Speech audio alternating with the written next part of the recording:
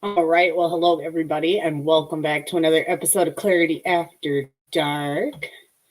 I'm your host, Scarlet Anonymous. We have Taylor with us tonight. Hello, Taylor. Welcome. Welcome back to Clarity After Dark. I am just trying to get set up. And once I get everything set in motion, we'll be ready to go. And I will turn my camera on and we'll get this party started. Tim and Dwayne are also supposed to be here tonight.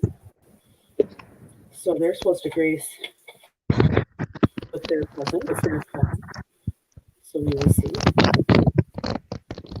if that happens. All right. I think we are ready. I'm trying to get everything situated. All right. Let's go. All right, just getting home now. Might not need that anymore. I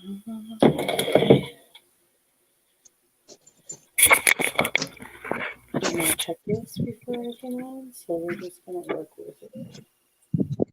All right. Hello, everybody. I don't know yet, but we'll see what we do. We had this issue last time. Hopefully it won't be too cumbersome, but we'll find out. Right. Okay. And it could be my connection, so we're going to try that. All right, sounds good. Yeah, there we go. That'll work. We make that situation work. All right. Welcome. How have you been? How was the way home? Did you have any delays on the way home? No, there's stuff going on, but it's relatively quiet, to be honest. Yeah, that's why I wanted to ask you what you had seen, because I know that they were doing a protest earlier, and there's definitely some stragglers downtown left over, but there's definitely nothing significant. Nothing significant. Okay. Yeah. I wondered. So that's why I asked. I had to find out what was going on. Oh, yeah. I did. Yeah, give me my code red. Yeah, you're our guy downtown, so you're the best one to tell us what's happening. Yeah, no, it is super eerie because, like, most nights it's pretty chill. I'll go outside and have a smoke break just to kind of check the surroundings. And yeah, for the most part, there's just a big influx of the crazy homeless and disenfranchised, but that's about it. Right, which, I mean, is that surprising to see this? It's not very surprising, because as we progress in this state of somewhat lifted lockdowns, they've gotten rid of a lot of the shelters that they were able to stay at, so they kind of flooded the streets again. True. My heater's kind of doing some weird stuff, so I'm watching it until it gets warm. I think it just needs to get warm because it was. Yeah. They sometimes take a bit. Yeah, it's one of those oil heaters, and I just got it, so. Oh, okay. I know, I used it all winter, though, so I just feel like it's just having its moment right now. Well, they still haven't grabbed their furniture from outside the hall. So you must be gone. I'm watching it. That thing's been here for a week. Anyway, continuing on. So I don't know where Tim and Dwayne are, but they should be on their way. Yeah, no, I don't doubt it with Dwayne that'll be delayed. Although Tim, I'm surprised. Yeah, Dwayne is not. Hey, handsome. And now I get to finally take this stupid mask off. So we've got a lot of different things to talk about tonight, right? There's a lot of shit to talk about. That's why I've got a lot on my mind too. Right. And this is why I titled it like the week that never ends, right? Because this week had a lot of things that went on in the news cycle. And even today was an interesting news cycle, right? there was a lot of things going on at once that you had to really kind of be on top of if you were paying attention, right? Well, yeah. Did you see our one of our representatives was canceled or whatever off Oh of no, I TikTok? didn't even see that. Oh shit. Yeah, no, the guy. I forgot what his name is. He's got glasses, white hair, but he's gonna run for governor, Oh, a Scott Jensen. Republican. They've been trying Yeah, to cancel Scott Jensen. Scott Jensen's a great guy. Like he's they totally booted him off of TikTok. Like he is banned. Yep. For See, they're already disseminating starting to misinformation on COVID. see, look, they know he's going to be the one. Like, you can't say Right? anything about him. His record as a senator was impeccable, right? No, And it's actually he really didn't good. run. He didn't run, and he actually recommended Julia Coleman to win for his seat for Carver County. And then she did win, and she's about to have a baby, actually. And so he decided to run for governor, but I've seen him speak just this past October, and he's a very, very good speaker. And No, he is very, to be very honest, common like sense I solutions. haven't followed him closely, but I followed him closely enough that I know that he's a decent cat. Yeah, and Nobody's perfect. he's a good doctor too. He's a practicing doctor. That the Minnesota Medical Board is going after him for bullshit reasons because he believes in hydroxychloroquine, and his Yes. wife even takes hydroxychloroquine for lupus. And so he was quite, familiar with this drug before COVID. So he was outspoken and on Fox News many times before the election, talking about hydroxychloroquine and zinc and all of these things. And they kind of dismissed him then. So it's not surprising that they would cancel him. No, it's But not surprising. It's disappointing that it's getting I just thought he would have a little happening. more time before they did this, but obviously they just decided to. No, they're assholes. Well, of course they are. Like it's getting bad out there. Like I'm getting punchy. Well, it Like is. I'm just like these people just have no common sense at all. No, none. But I mean, that's just kind of like the signs of the times right now, right? Like that's just kind of Very par true. for the course. I mean, Yeah. who has sense right now? It's very few Yeah, people. there's It is. real fuckers out there. I know. So, one of the things that we've had a lot of things happen in the last week. Like, I don't know if we should go like retrospective or start with today and then work backwards. Maybe we should start with today and work backwards since today had so much condensed in one day, right? Yeah, I was gonna say. So, beginning of the day starts out with Prince Philip dies. Okay. Right. He dies, not necessarily the worst thing that happened to humanity. Okay. Sad. Yeah, I'm not broken about it. Right. Because I mean, we have a lot of things that we could be like judging right now as far as like levels of severity. So Exactly. okay. So sad, but okay. Then we have DMX die. Okay. Yes. Now there's a lot of controversy surrounding that. There's been some alternative outlets, I guess you could say, that have been reporting that his family is saying that there were no drugs in his system and that he actually just had his COVID vaccine. Well, that's probably why they don't want to touch on that as far as the mainstream news. Yeah. So they're just basically saying drug overdose, dead, because that's the easiest way to shut and done, right? These fuckers, I swear. Yeah, they're really slick, aren't they? They can. Yeah, for real though, they are. They really get to that point where they're just like on it, right? Okay. So we have that happened. That's sad. That's sad for like rap and the hip hop community and just music in general, right? Sad. Yeah. Okay, so we have all that happening. Meanwhile, about midday, we have an announcement that Biden is going to be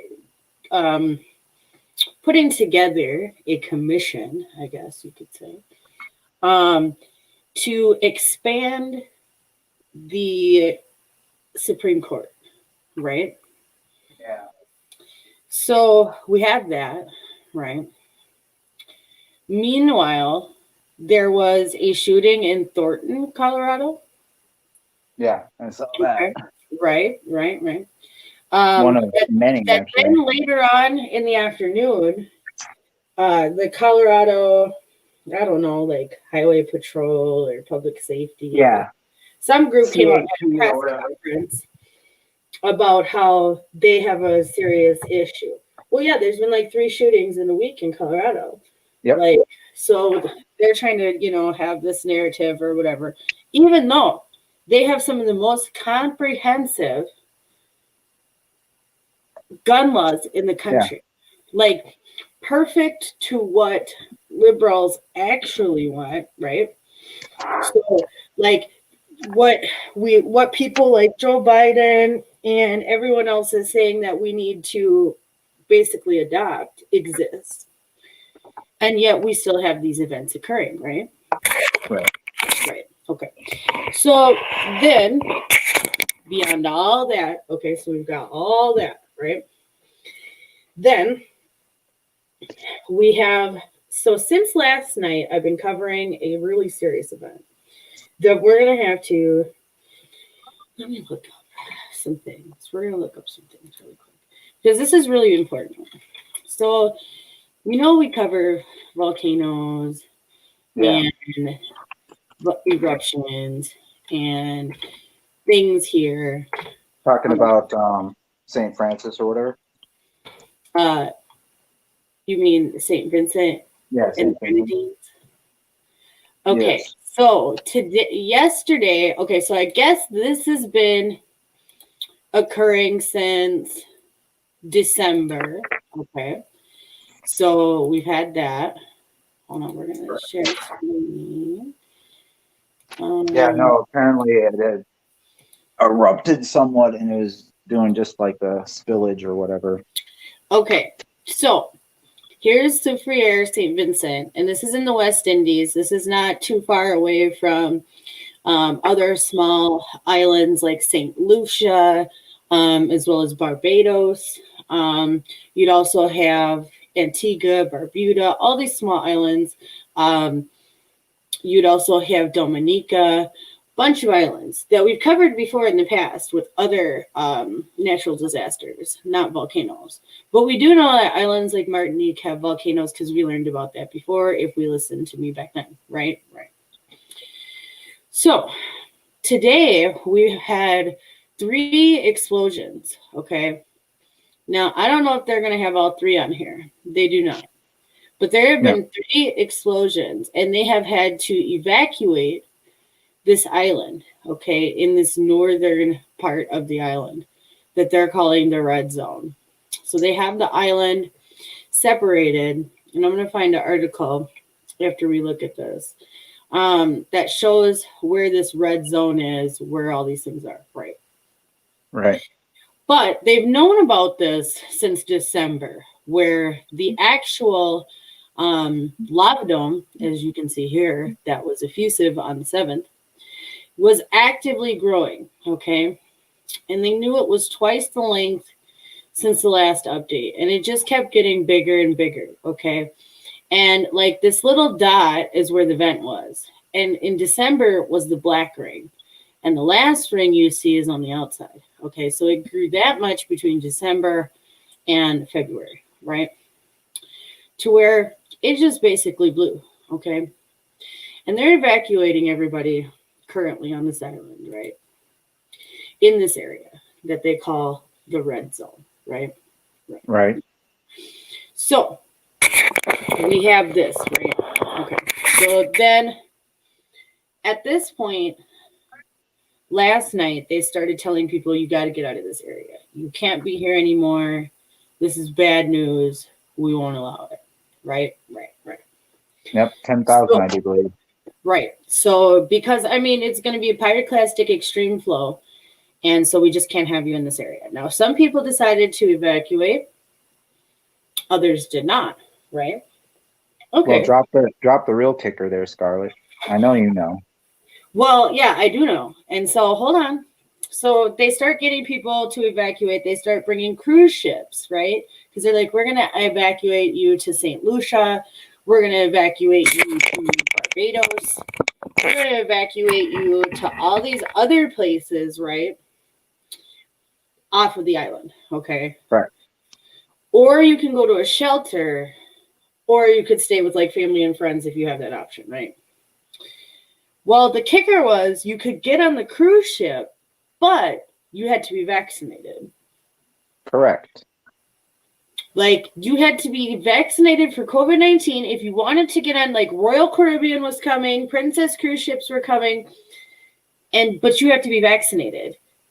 But they said maybe you could get to St. Lucia and then be vaccinated. But to go, you need to be vaccinated. Yeah. Okay. So we knew this last night, and nobody was covering this last night. And I reported this last night on the Freedom Revolution Network Facebook page if people happen to follow it. So we reported this before a lot of people were even touched this. And I was very upset that no one was touching this because I was like, this is a really big issue. Like, here we have the Prime Minister of St. Vincent and the Grenadines coming out on press conference and saying, like, you can be rescued, but only if you take this vaccine. Which I'm thinking to myself, you've got different people. They had already showed people on other ships that they had already loaded up already. Did those people have to take the vaccine? There were reports of other people who were saying they were being forced to take the vaccine if they went into shelters. Other people were saying, oh, that's not true, yada, yada, bullshit. I happen to believe these people because when you've got the president and the person in charge and they already have this type of thinking, why wouldn't they then follow suit? Why wouldn't they follow orders then? It all falls into, it goes with their narrative. And so the whole narrative is, everyone needs to get vaccinated because that's going to be what saves the world, which we, that's smart, your ticket to smart freedom. people are like, no. That is your ticket to freedom. That is your ticket to normalcy. But basically they're going to say, oh, well, you want to get groceries, you're going to have to get a vaccination. Oh, you want to get a new ID, you have to get a vaccination. Oh, you want to pay your bills, you need to get a vaccination. It's basically because the beginning. What they're saying is there'll be no national one, but what's that stopping companies from making their own individual policy? Yes, and we've already seen that come to play. We've already seen that come to play, Scarlet, in real time down in Texas, with what's going down in, like, say, Austin, because Austin's basically been on the news almost every day for the last 2-3 weeks. Or New York with their vaccine passport, or California that came out with one. Oh, New York's got its own stuff going on. But it's not stopping states from doing this, and it's not going to stop probably the individual businesses.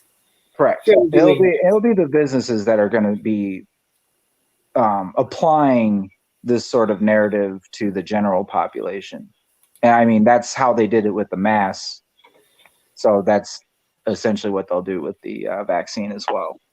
Well, they're already shaming people. And like I said, why should your freedom have to do with a vaccine? Correct. Why should anything be dependent on the vaccine?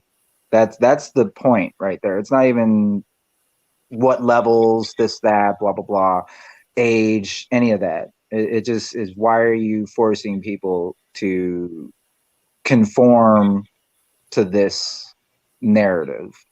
And that's where people should have an issue, is the fact. It's because you never let a good crisis go to waste. Yeah, right.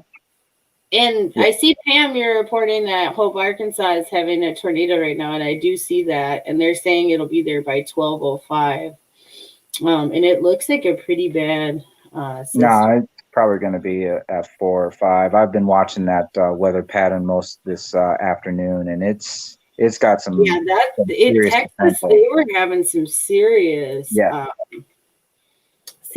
action on that. It's cold up here, man. I'm freezing to death. No, it's for anyone who doesn't know, we're in the same geographical space, and you might laugh at what she's doing right now, but it is getting effing cold here in Minnesota. Like it went from 70s, I don't have 80s any at the heat beginning of the week, indoors. and now we're going to be touching freezing. Yeah, so that's why I'm glad I'm doing this show now and not like we'll see about next week. It'll probably be done somewhere else next week because it's already cold. But if I Right. can make this heater situation work, which I think it can, but it doesn't heat up fast enough. I should have turned it on a long time ago. But yeah, it is cold. I'm not gonna lie, like it got really chilly. No. And that's also affecting a lot of I things can see too. my breath. I know I'm smoking, but I can see my breath without that. Yes. It's cold up No, here. you go outside and you have to I put am on outside mittens. because there's no heat in this room, so Yeah, right. You are. like it's cold. But it makes you question. But yeah, there's been a lot of activity and flooding. Flooding Yeah, has the been flooding's happening. been serious. That's another thing we could talk about for this past week. That's been a really big deal, especially in places like Tennessee Yep. and Missouri and even Mississippi. I was about to say, didn't Mississippi like call out the National Guard somewhere? Yeah, well, they've all been getting serious weather and serious flash flood warnings, flash flooding, all types of things. Yeah, absolutely. Yeah, I saw it kind of touch on that. I saw an article today, some far-fetched thing, I think from the box, talking about how we should ditch the old tornado alley adage because they believe Yeah, that because it's now. moving eastward. It's Yeah. moving into like the Delta area. Correct. Which is Like very I've true been because we noticing haven't had that. storms like we usually do. Well, and that's just it. Like we've been seeing something new and different than we've ever seen before. Like this pattern has been more explosive, but that's due, we've talked about this in the past, that's due to grand solar minimum. That's due to the fact that we're getting more cosmic rays down to Earth, and that's going to interact with our atmosphere.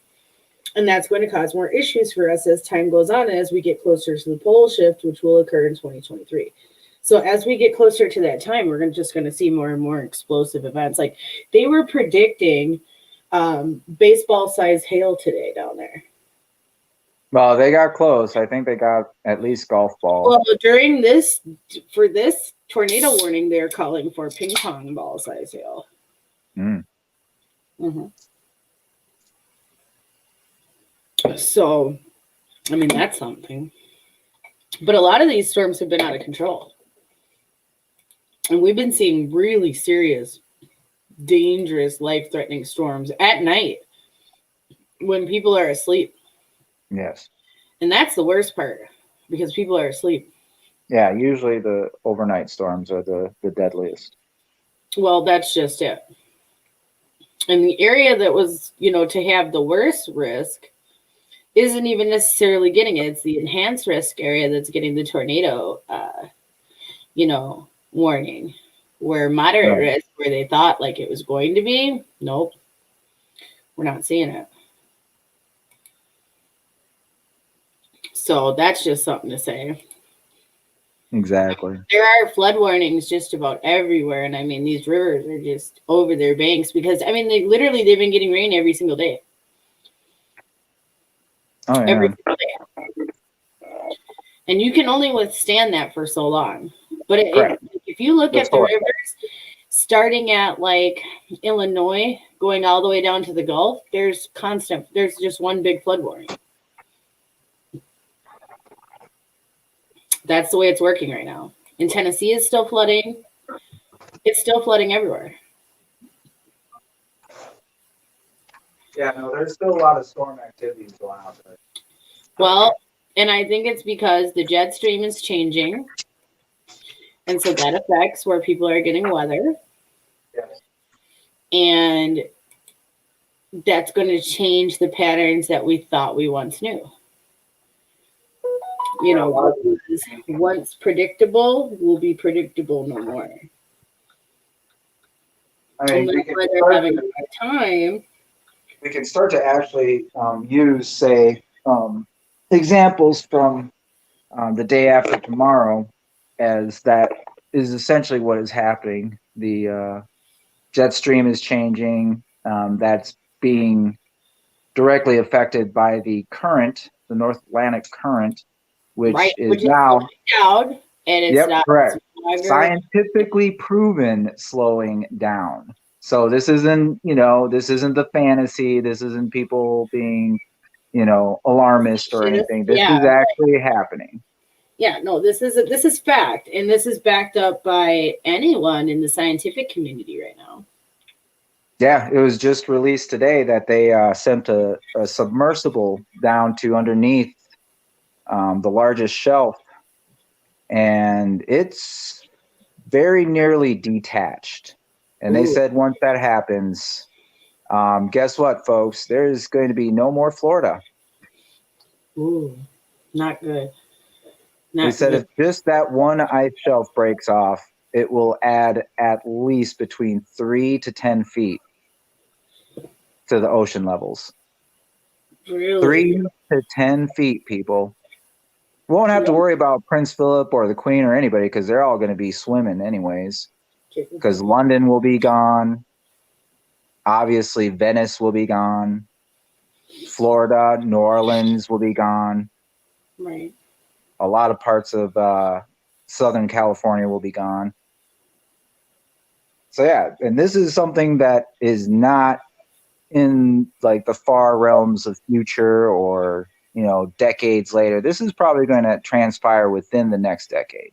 I would say 5 to 10 years. Oh, and the pole shift's going to happen first. So we're going to have the pole shift in 2 years.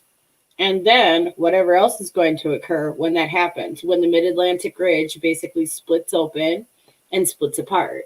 And this is why we're already seeing places like Iceland and their eruption with the volcano occurring. And we're seeing things like La Soufriere in the St. Vincent and the Grenadines, because it's in the Caribbean. It's on that mid-Atlantic ridge edge. Okay. Well, yeah, I was about where to say a volcanic archipelago is formed and created. A lot of those little islands are volcanoes. Yes. And like I said, Martinique is one. Dominica is a volcano. St. Vincent and the Grenadines. So, and they're getting asphalt everywhere. Some of these videos are terrible that people are showing. I mean, they're really. I haven't seen any videos. Oh, the videos are awful. Hold on. Let me see what we can I'm get. surprised I haven't started taking them down, considering. Well, it's a small island, so I don't think that many people are paying attention, if that makes sense. Oh, no, it makes sense. So I think that's how. Yeah, because, I mean, if this was Kilauea that was blowing, then obviously everyone would be looking. Look at this. Oh, yeah, holy crap. This is live right now. So this is like a. Oh, yeah. Yeah, like a camera they have in Kensington, which is an area there. Looking like Christmas. Yeah, it looks like snow. And it's hot, y'all. That shit is hot. That could start shit on fire, start cars on fire, start your house on fire. Like this is not good. But yeah, the most of the danger when it comes to ash, though, is actually the weight of it. Because all it needs, I do believe, I read this somewhere, all it needs is about 3 to 4 inches, and that's like the equivalent of like a foot of concrete on top of it. Yeah, it's very heavy material. And so when it lands on things, it becomes a lot heavier. They tell you not to leave your here's the actual blast. They tell you not to leave your air conditioning on, and they tell you not to have all of those things going on. But I mean, this is a 25,000 foot blast on a very small island. Correct. I mean, and it's still producing, and it's done 3 blasts since it started. If you have a chance to maybe look up real quick, because they released the the areas, the evacuation areas, and basically like they've evacuated most of the island just with that first round of evacuations because the majority of the island is a volcano. And Well, yeah, they basically evacuated the northern part. Yeah. Let me see if I can find it. But yeah, it shows like if it were to actually erupt, like erupt. Yeah, which it it could. shows- And I don't know why they're not thinking about that. They're acting like this is going to be like 1979, which it could. Yeah, But what it if could it's also not? be Because we 1902. thought that during Kilauea, and Yep. Kilauea ended up being a shit show. So, Well, they've forgotten 1902, but that's just because, you know, it's pre most of people's memory capacities, I guess. But yeah, 1902, it blew and it leveled the entire island. well, that's I just think it. I And so think they said there people was only maybe remember 100 this. folks left. Well, yeah, and people don't remember this because who would have actually been alive at that time? Well, yeah, and then nobody actually wants to read any history books. They just want to burn them. Right. Okay, here. I'm going to get it from Yahoo News has it. Hold on. And sorry I haven't been saying much. Hello, No, Pam. you're And fine. Garfield says hello too. So Oh, hello, Garfield. as you can see, I have my Garfield photo up as I went through a distressing beginning of my week as I lost both my television and my phone. What? Now, come on now. How'd that happen? The TV bit the dust, and the phone decided to Harry carry itself. So, Wow.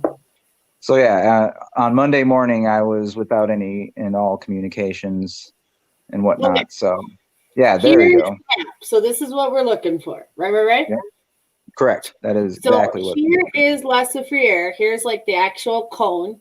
Okay. Mm-hmm. Which this is what you can see here, which you can see is like a mountainous terrain, right? So think of this as sloping hills upwards. Okay.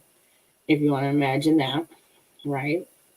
Right. Then the red area is who's been evacuated.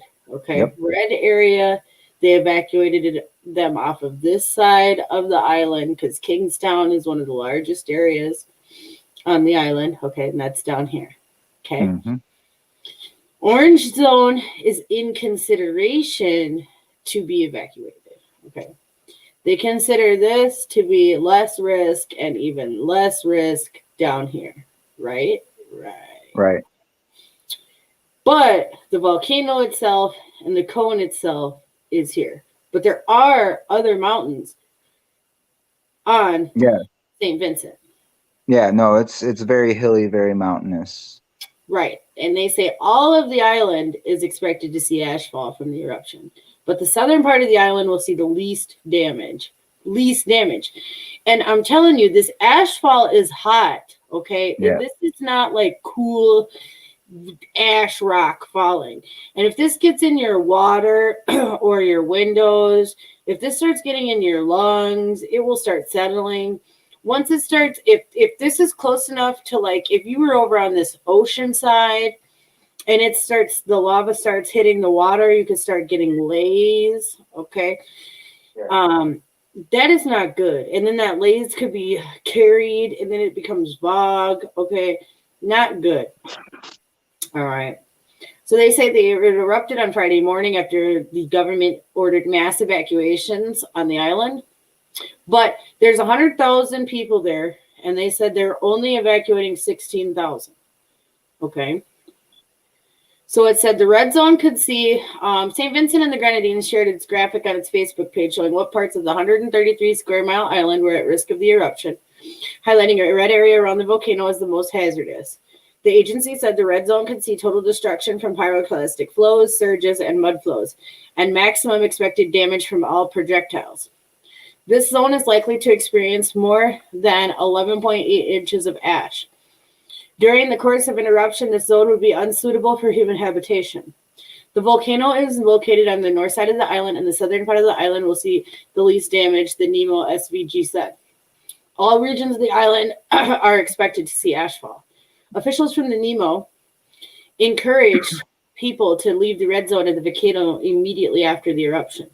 As of Friday morning, officials were still evacuating residents because there's all these little towns like Orange Hill, Georgetown, Yeah, and Sandy they only Bay, have one road.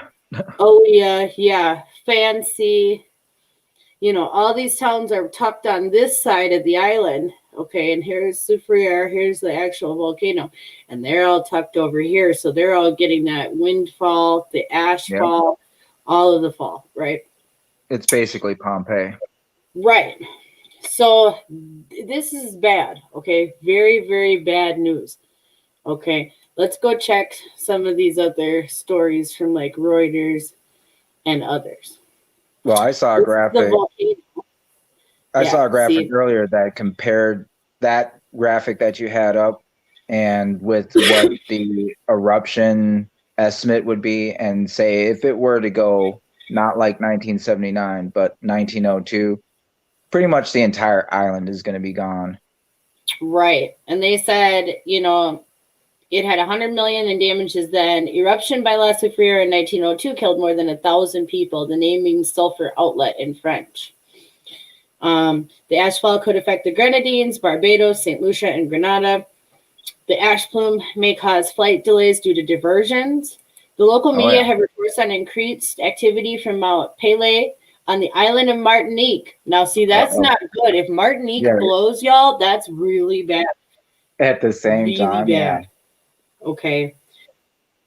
Yeah, this is really bad because, like, they're on, like, the same volcanic archipelago. Basically, yeah. It's one little strip of volcanoes all in a row. Yeah, and if Martinique goes, there's a bunch of other bad things that actually happen with, like, volcanically. Taiwan Foreign Minister Joseph Wu called Gonzalez to offer aid. His ministry said St. Vincent is only one of 15 countries to maintain formal diplomatic ties with Taipei. Some 4,500 residents near the volcano had evacuated already via ships and by road. Gonzalez said at a news conference Friday, heavy ashfall had halted the evacuation effort somewhat due to poor visibility, according to the St. Vincent's National Emergency Management Organization, which is NEMO. The place in general is in a frenzy. Laverne King, a shelter volunteer. People are still being evacuated from the red zone. It started yesterday evening and into last night. Gonzalez said, depending on the extent of the damage, it could be 4 months before evacuees could return home. Welling up with tears, he said neighbor islands such as Dominica, Grenada, and Antigua had agreed to take evacuees, and cruise lines could ferry them over as long as they got vaccinated first. Boom. Yep. Because they were part of this whole Caribbean pact thing. They said that could prove a challenge, said opposition Senator Sherburne John. People are scared of the vaccine, and they opt out of coming to a shelter because eventually they'd have to adhere to the protocol. Shelters are also having to limit the number of evacuees they take due to COVID-19 protocols. Vincentians would have to wait for further scientific analysis to know what steps to take next. It could go on for a few days or a few weeks. At the moment, both ends of the island are covered in ash and very dark. Like, it's not good. Yeah, all I have to attest to this situation is basically die now or die later. Well, that's pretty much what they're being told. Like, let's just be real here, because I do have a feeling. Yeah, and then they've got probably all these people stuck together. I mean, I think it's terrible what's happening right now. I think it's absolutely terrible. So let's see what we've got here.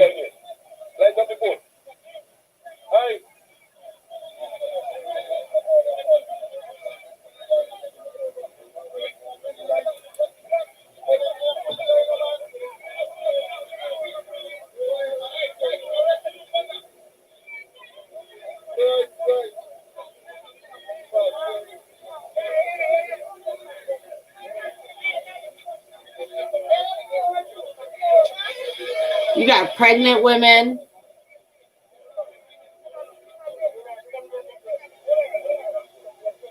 Oh yeah, no, it's gonna get messy. Oh, I'm sure. Well, especially because there's gonna be a point, if it were to go where people are just going to be too panicked, and it's basically going to be chaos, and we'll see like ships being overrun or possibly even capsized because so many people are trying to escape. Like it could definitely play out like Mount Vesuvius. It really could. Oh, it's going to be absolutely terrible. And the I fact already that, you see know, where we're they're going. holding their people's lives over their heads for a vaccine is also very disturbing. It's dystopian. It's like, oh beyond yeah, we'll disturbing. save you, but as long as you take this vaccine. It's like, oh my goodness. And even your fellow countrymen that are in the Caribbean say, oh, we'll save you, but take this vaccine first because you could have the COVID.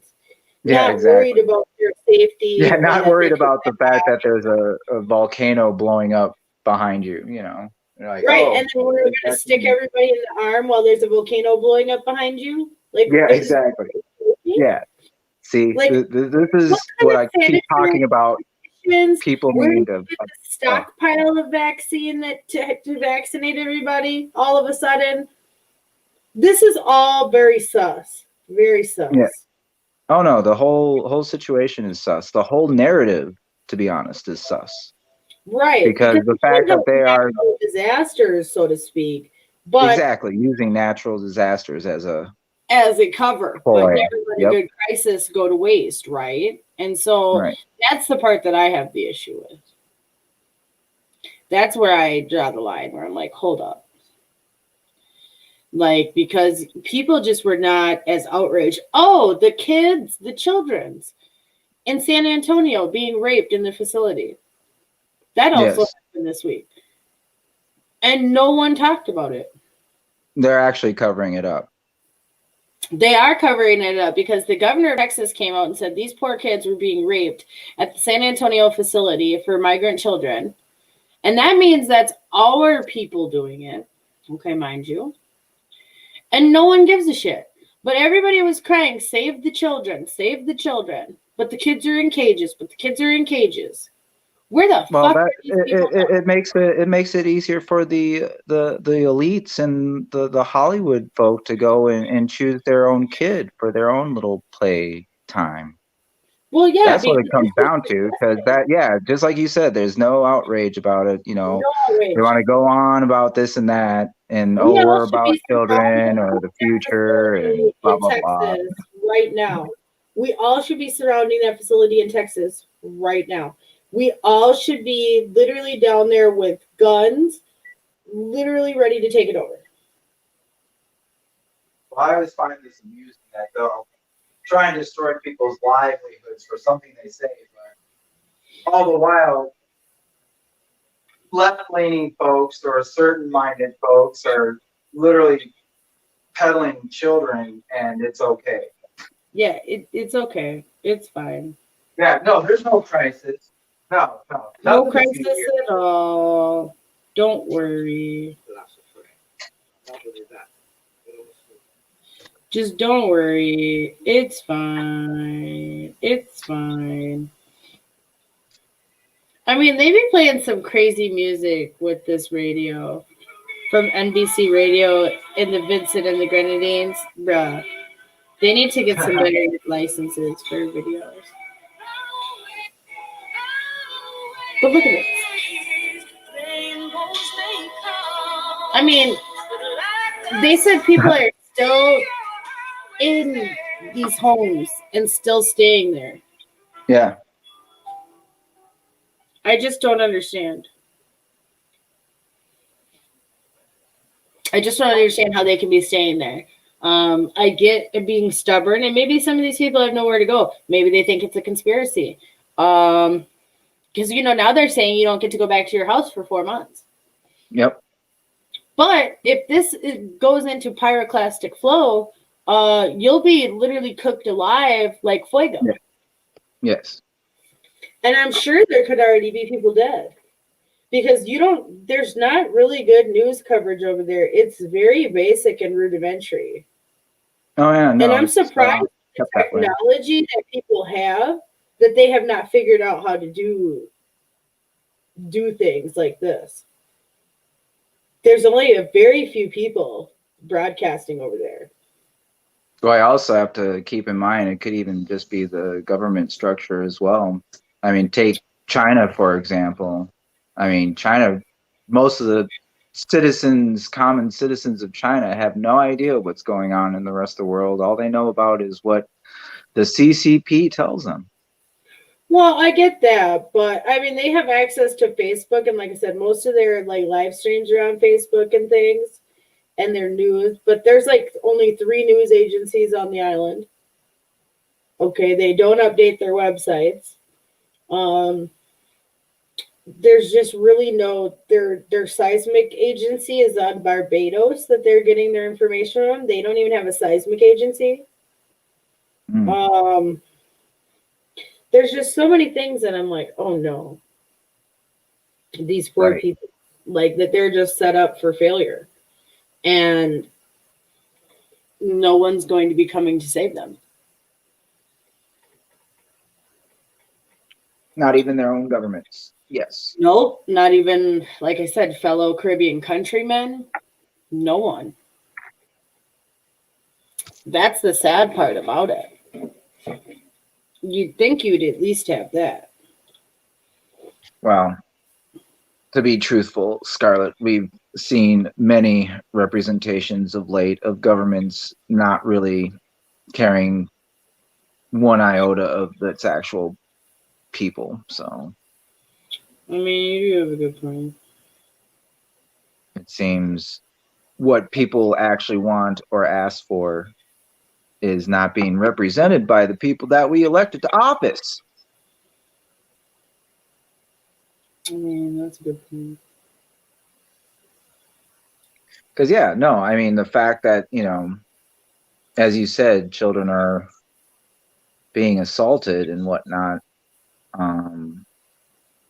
and nobody's really saying anything. It's to me, it's almost starting to become like a bad fucking sketch comedy or something. I don't know. Well, it I is. just look at what's going on and I see what people get outraged over, and then there's actual atrocities going on, and they're like, "Oh no, it's fine." Like, wait, what? Well, Like, that's just it. did I just wake up in the mirror universe? No. Because That's if I wrong. did, well, I guess that means it's time to get on. Well, that's just it. They act like there's nothing bad that's going on because everything else has to be worse because it's the Yeah. pandemic, right? Well, yeah, that's exactly what it is. It's like, oh no, and you have articles and shit, double mutant coronavirus and whatnot. I'm just like, are you guys serious? Do you hear yourselves talk? Yeah. People Because don't hear themselves. y'all are starting to sound Monty Python-ish, and like, yeah, Well, that's just it.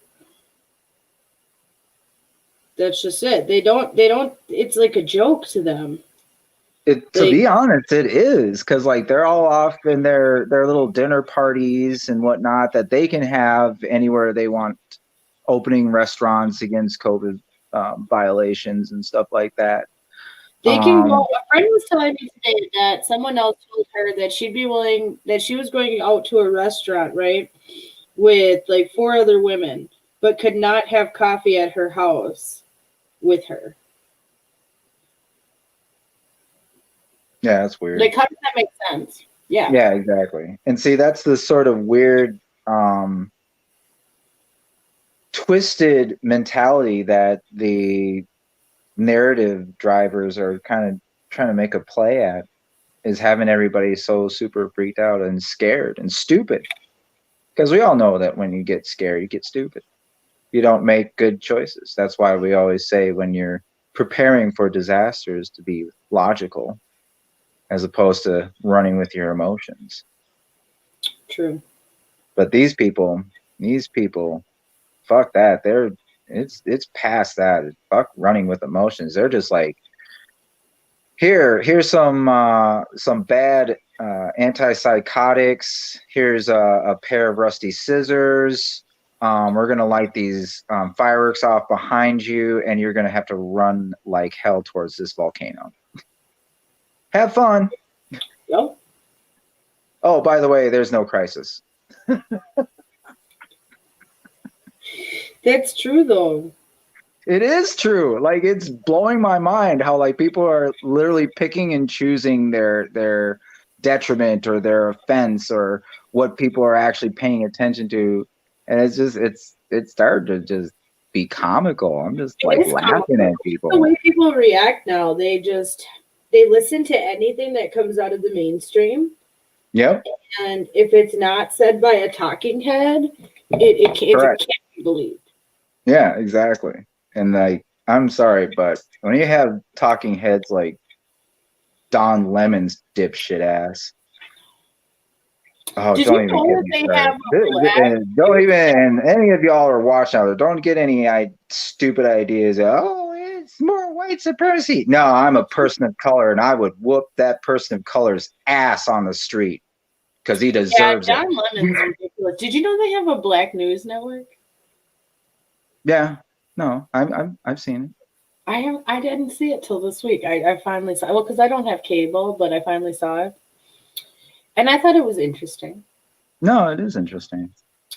I didn't have anything good or bad to say. I haven't watched enough of it to form an opinion yet. Correct.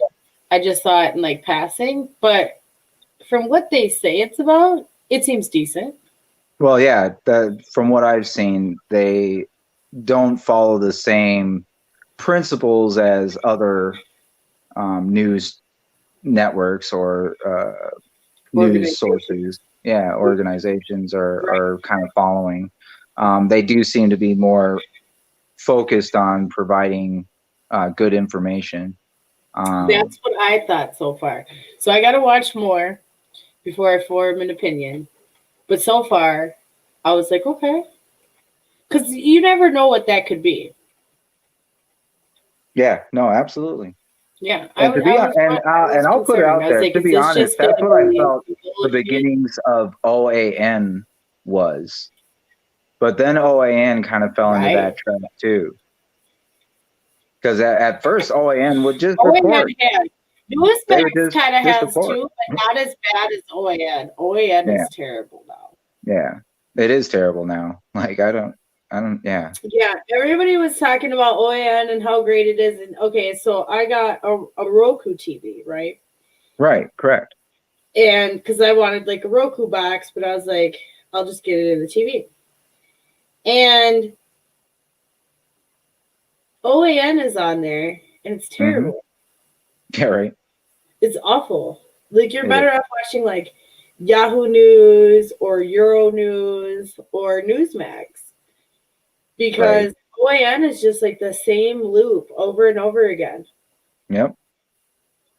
Yeah, well, that's partly because quite a few of their newscasters dipped out on them because they saw the warning signs. They're like, yeah, no, it's time. We have to get out. Yeah, because they know. Yeah, because they know. That's the problem, is that whenever you get big enough to actually do something, they take you out.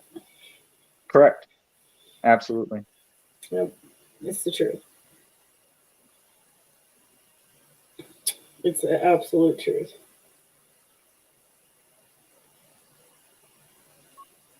These fools stiffed me. What is it, Garfield? Both of them. Dwayne and Tim. Really? They were both supposed to come on tonight. They were like, oh, we're going to come on tonight. We're going to come on your show. Blah, blah, blah. Welcome you back. Lies. Well, yeah, that's pretty disappointing. Isn't it disappointing? That's what I said. So it's fine. It's fine. But Dwayne said he had all these things to talk about and to make sure that I had time for all these things he wanted to talk about. Right, and then he doesn't even show up. Yeah, exactly. That's brilliant. Isn't it? Don't you love it? So that tornado warning was allowed to expire. And I do see a severe weather statement. Quarter-size hail, Texas. Damage to vehicles possible. Chandler, Brownsboro, Coffee City. And then Little Rock, Arkansas. There's a severe thunderstorm line. Quarter-size hail, 60-mile-an-hour wind gusts. So if people are in state parks, Right. yeah, it's your time to get out of there. Yeah, exactly. Time to Well, run a for lot of that people wooden live shelter. in RVs and stuff in Arkansas because most Oh of the yeah, time the totally. weather is nice. Oh yeah, no, it's definitely like right now I would not want to be anywhere in like Alabama or eastern Louisiana, like Gulfport or Hattiesburg, that sort of thing. Because it looks like, oh wait, here we go. Now my radar is working. Oh yeah, look at that line of storms. Woo! There's going to be at least a half dozen twisters off that. You see that, Scarlet?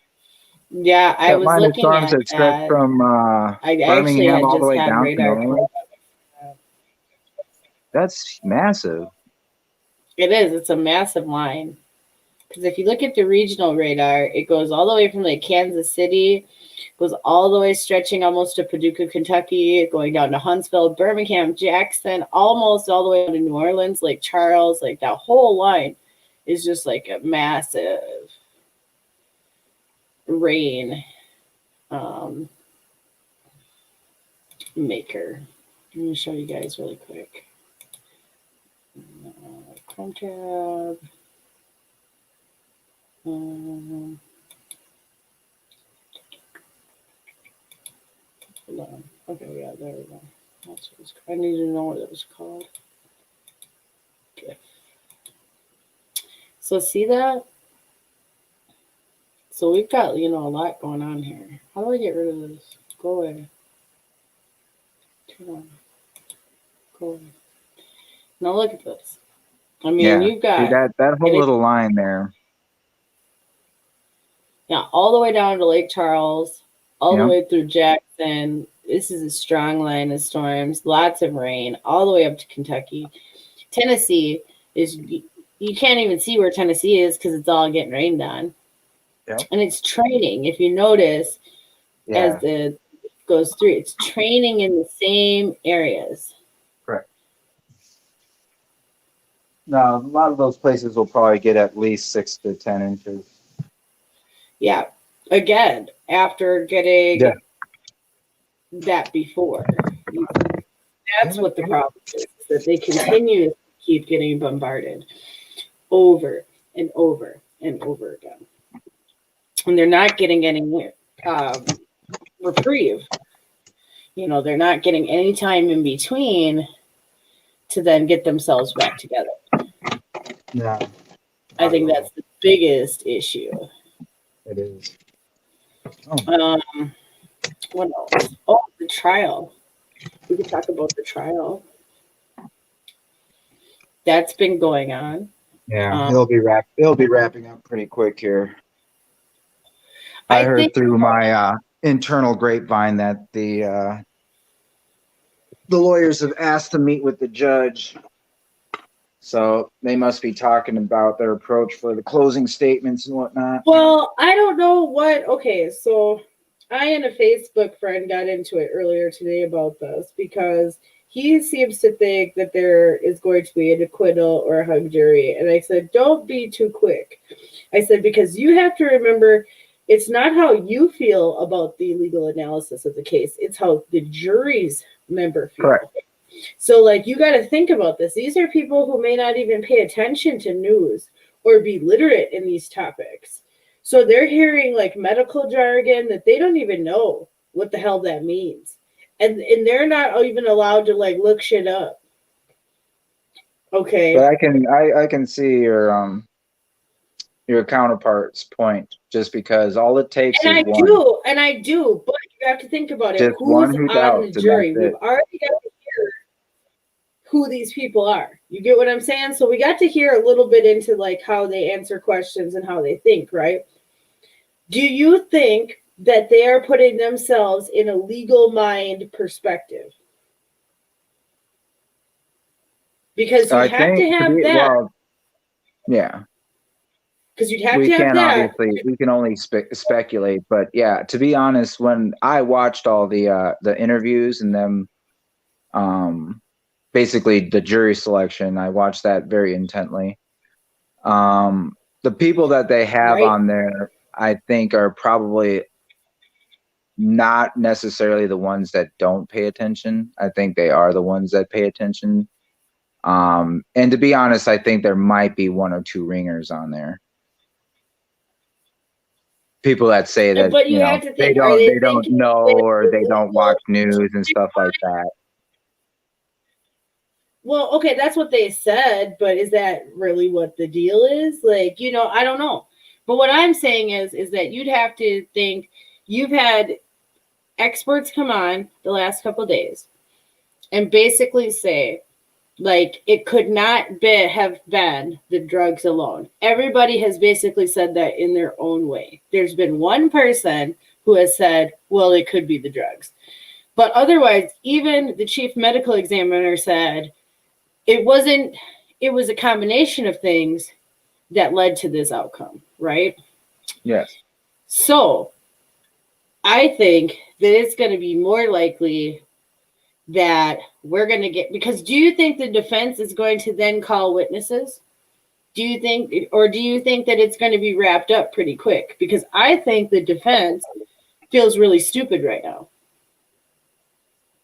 Well, the defense doesn't really have too many people, too. Expert testimony with all of them saying that the drugs had no factor, his air got squeezed out of him. Do you think they would have medical overload at a certain point? Because there was a lot of terminology and things that were being used quite often that regular people don't necessarily dive into. For some of them, I'm sure there is medical overload. But heck, if any of them watched House MD for any number of seasons, I'm sure they'd be able to pick up on some stuff. Right. But if they didn't watch those type of shows or weren't like into that type, and you see what I mean? Like, and then all the procedural things for like how police procedure work, you know what I mean? Like, you would have to be versed in many, many things. And you know what the thing that bothers me about juries and bothers me about this trial? Let me just bring up this. Why is it okay that regular people, and I don't say this in a bad way, but why is it okay during a trial that regular people can analyze all this, like, you know, expert information, but we ourselves cannot do it for ourselves for our own health purposes? Oh. Really think about that. They're deciding somebody's life right now, but if we try to disseminate some of the same similar situation for ourselves, they would tell us that we're not qualified. Well, of course. But that just falls in the whole. That just falls in the whole narrative. To do what I say, not do what I do. Now the jury is qualified. Like, okay, good to know. But I'm just saying, not that they're not qualified, because we all are qualified to understand things. But I'm just saying, like, Well, under the assumption of law and the Constitution, yes, they technically do become qualified once they are on the jury, because those are the legal qualified peers that will be judging said. Well, yeah, you get what I'm saying, but we're all just as qualified to be on a jury. So that's all I'm trying to say. Yeah, no. Everybody should be treated with the same respect, because everybody can disseminate information. That was kind of the point in the gist. Yes, no, and I totally get that, but we don't. No, and I understand like how legally that works, right? Yeah, we don't necessarily have the laws backing us. But I do see how an acquittal could occur. Okay, I'm not saying that, but what I am saying is I just think from the average person's perspective, from listening to what they heard, they would make the decision that he killed him in one way or form or another. Maybe they go with the manslaughter route where they feel like, well, he wasn't 100% responsible. So because there were other potential factors, but not even potential factors, just co-contributing factors. Maybe they choose the third-degree murder, where it's like unintentional, but you know, I just don't know. Is that a regular person really gonna say, nope, dude has no? After hearing that the drugs could not have played a role and that he would have been alive afterwards, if not had his oxygen cut off, I don't know if regular people would then say, oh, let's let him go. I don't know. I guess it depends on how they feel about what all they've heard together. Correct. And we don't get to see them to see if they're taking notes like Chauvin is scribbling to high heaven. So we don't get to see that. But I just wonder. So, I mean, I'm playing devil's advocate on both sides. And I'm not saying that what's happened in the past few days is a complete dissemination of the case for the defense. But what I am saying is I do think this expert testimony has put a wrench in the defense's narrative. Because they were running 100% on the drugs did it. Instead of them running on the police system and culture allowed for this to occur. Right. Which I might have taken that route if I was a defense attorney, pushing that, you know, police culture was so toxic that this was accepted, if not praised. This happens more often than people think. You know, I would have just like tore apart the police department. Because what else do you have to lose? At this point, dude ain't going to be a police officer anymore, so why not tear him apart? Right. I would have. Why not? Like, I'm just saying, like, if you really want to have a good defense, you should have pulled police culture and the police state and pressure from the federal government or whatever and just laid it out. What else you got to lose? Not that you would have became the hero, but that it would be harder for the state to try to play that up when they basically are saying, well, the state allowed it. The state encouraged it. The state never stopped or regulated it. That would be more powerful. The city council never stopped it. We've had multiple complaints. The police union never stopped it. You know, I had 18 different reprimands. You know, police culture allowed you to break the rules.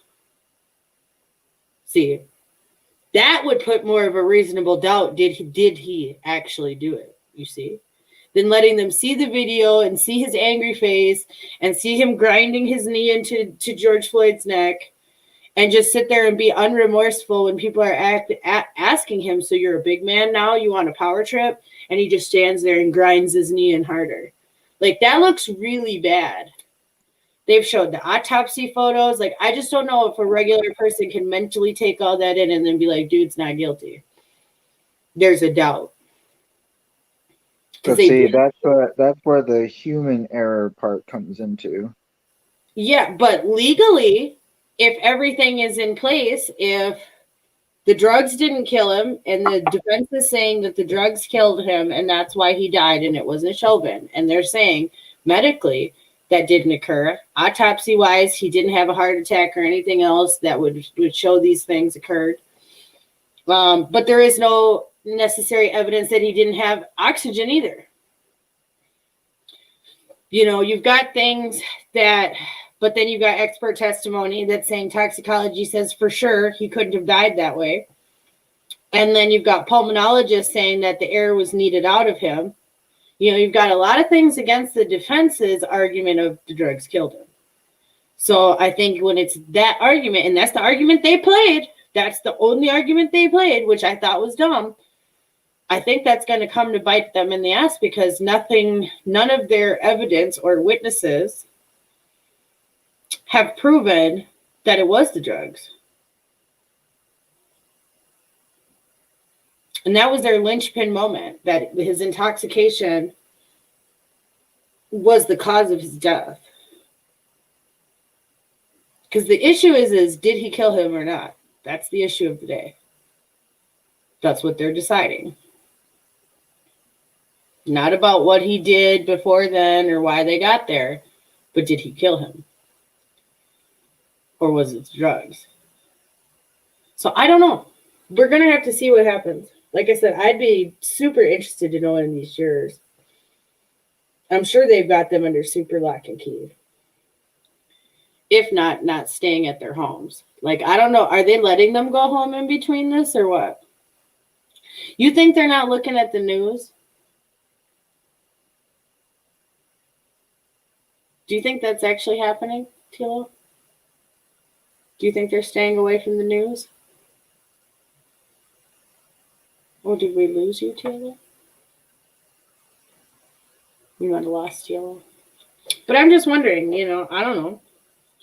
I would hope that they would follow the rules, but can you guarantee that? I can guarantee you that they won't. Because you're That's what I forgetting, Scarlett, we live in the time and age where, say, given I a could just pick up my expert phone and like tell testimony somebody. is basically bullshit. Because, hello, expert testimony like what? Robert Fauci? Well, these people aren't as known, so I think that lends a little more credibility. No. Because this falls in the line of what happened on January 6th, what's happened with Well, Black that's Lives true Matter. too. Now, if the Is state people wants to are create questioning their own, but what narrative? authority. The only thing I want to know is what narrative has the defense created that allows for this doubt? That's what I want to know. Where is the doubt? Well, because there's a lot of people out there that, even though it might not be fair and even though it might not be right, they look at it as if George Floyd deserved it because, he resisted arrest and stuff like that. That sort of narrative. So there's people who have that thoughts and mentality, and it's deep in their heart, and it's not something you can suss out in jury selection. Well, You would have to know that person for like the last year or two and see, follow along what they do, what they say. Right. And That's like why I said, said, there's some ringers in there. I guarantee we don't know who's who, and we don't know their mindset, right? We do not know how they feel. We don't know who they are. We'll probably never know who they are. Well, no. We do have the Freedom of Information Act, so. You think we could FOIA request that though, or would they redact it? I don't think they would be able to, considering that, hell, they were able to unredact things regarding our former president. So. True. And that sets precedent. So even by legal standards, it could be applicable. So. That's true. I mean, I just wondered. I just wondered. There's way too many variables to call it. That's the whole thing. Is like, yeah, most people would look at that as pretty cut and dry. Most people, but there's definitely some folks out there that don't look at it as cut and dry or simply or even as refined as others. So that's true. That's true. We have to keep that all in mind, and we do really have to keep in mind the day and age that we live in, because nobody is trusting governments right now. I mean, prime example, the shit that's going down right now as we speak with a volcano, and literally people are like, oh, well, we'll save you only on one condition. Why is there any condition for saving people? Why is there any condition for saving people, for saving human lives? Just like Scarlett said, a mother standing there pregnant, why is there a condition to try and save her life? Right. I'd be willing to fight anybody, especially anybody out there who's all like, oh, COVID and blah, blah, blah, and protect people and blah, blah, blah. It's like, no, I will literally fight you, because that is the stupidest shit I'd ever hear out of a human being's mouth, that we have to stipulate people's lives, literally. It's just fucking stupid. Right. Yeah, that's wild. It is. And so, there's a lot of mistrust with any sort of government. I know there's mistrust in our government, obviously. There should be mistrust in the government bodies of the islands.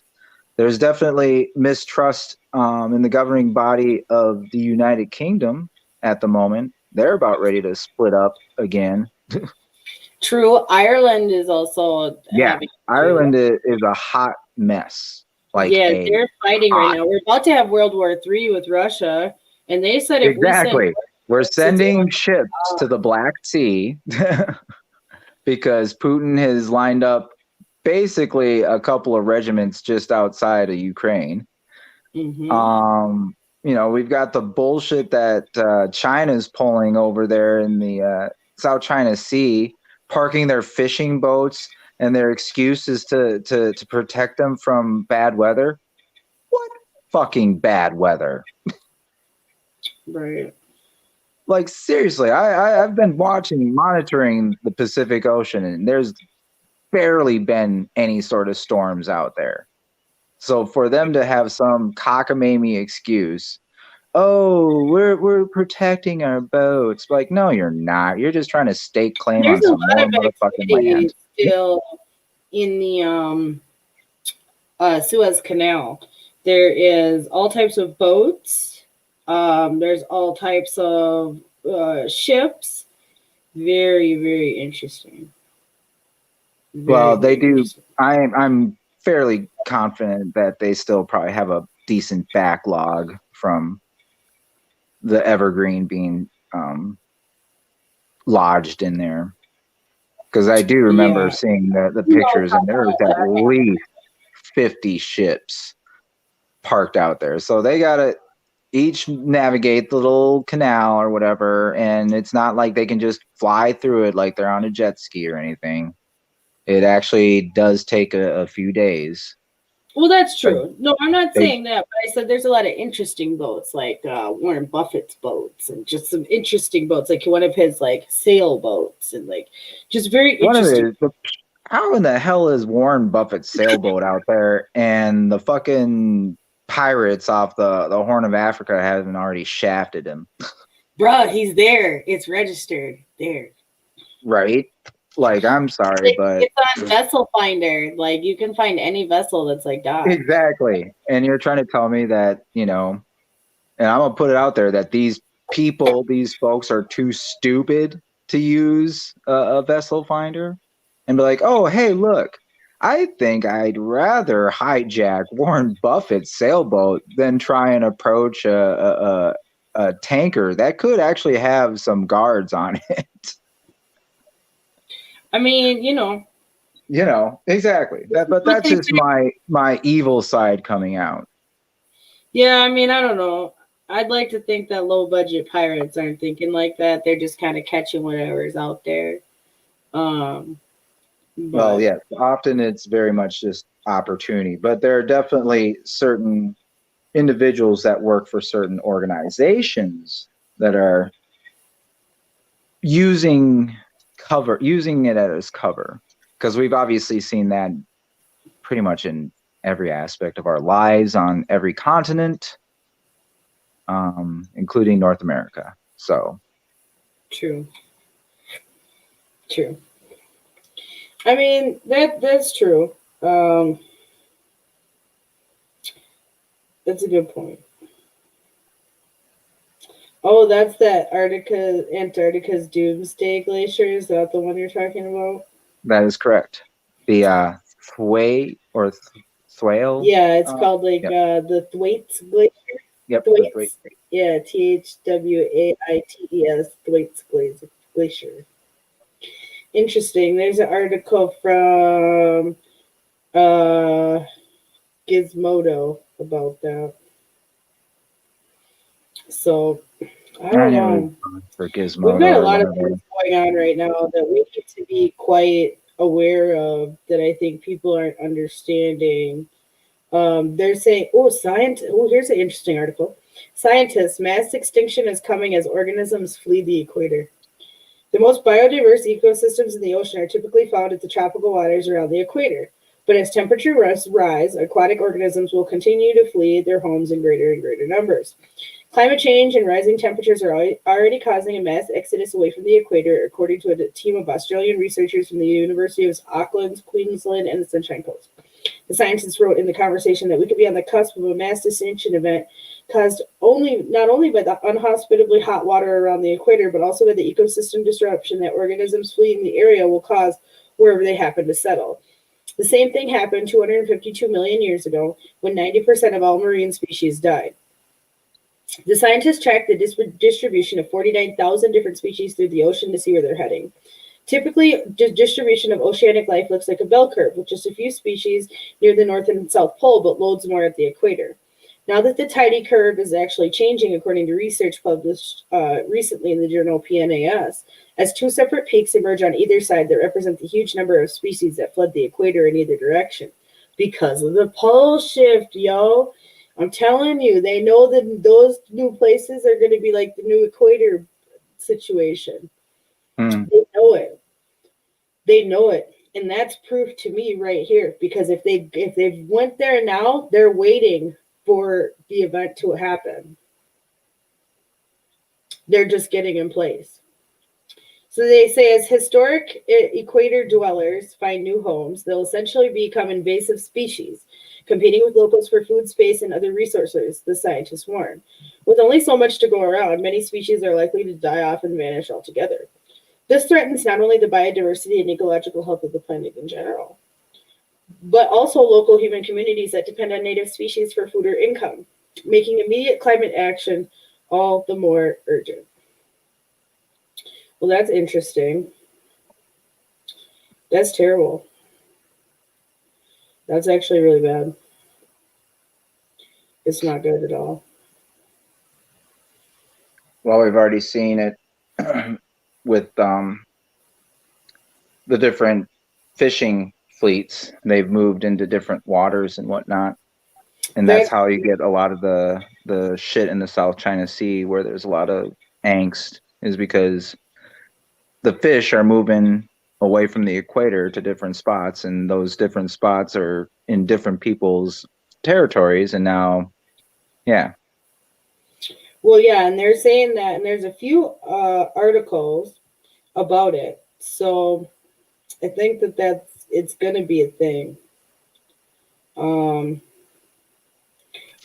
Why the volcano erupting in the Caribbean has such a deadly reputation. Let's read this article. This comes from National Geographic Science. La Soufriere on the island of St. Vincent, which last erupted in 1979, has a long and tragic history of powerful but mercurial blasts. Since December 2020, a strange and gloopy mass of lava has been oozing from the top of La Soufriere volcano on the northern side of the Caribbean island of the St. Vincent. This eruption posed no real threat to the 110,000 or so people living on the island, but things took a turn for the worse at the end of March when the volcano began shaking in a way that suggested something more violent was coming. Sure enough, at 8:41 local time today, the first of several major explosions rocked the mountain, kicking off a more dangerous phase of the eruption. The situation on the island is very febrile. Anywhere from 20,000 to 30,000 people in the north needed evacuation. Now, they said only 16,000. Hold up. That's because that's how many people either haven't gotten vaccinated or aren't leaving. Oh, okay. Needed either off island via boat or to the island south via a single jam-packed road. The process began the day before the blast and was still ongoing as the eruptions began. Hazards for those still in the north include significant ashfall, falling volcanic blocks and bombs, and avalanches of superheated gas. Hold on. I had to switch. That no one can outrun. Yeah, exactly. I saw that article. Okay. And then the volcano's eruptions have killed thousands in the past, and it's hoped that the evacuations have been successful enough already that the worst case scenario has been avoided. So far, there have been no reports of deaths. Today's explosions are but a harbinger of things to come. If it's past paroxysms or anything to go by, then La Soufriere is just getting started. We can't be sure that because there's been one explosion that's it, says Jenny Barclay, a volcanologist at the University of East Anglia. Many volcanic eruptions continue over weeks or months and have different phases of activity with them. La Soufriere is likely to be no different. La Soufriere is the youngest volcano on St. Vincent, which has itself is a part of an archipelago of 32 islands and cays in the Caribbean. Its eruptions are known for their explosivity and lethality. Before European colonists arrived in the 1700s, indigenous population dwelled along the coast away from the danger of any potential eruptions.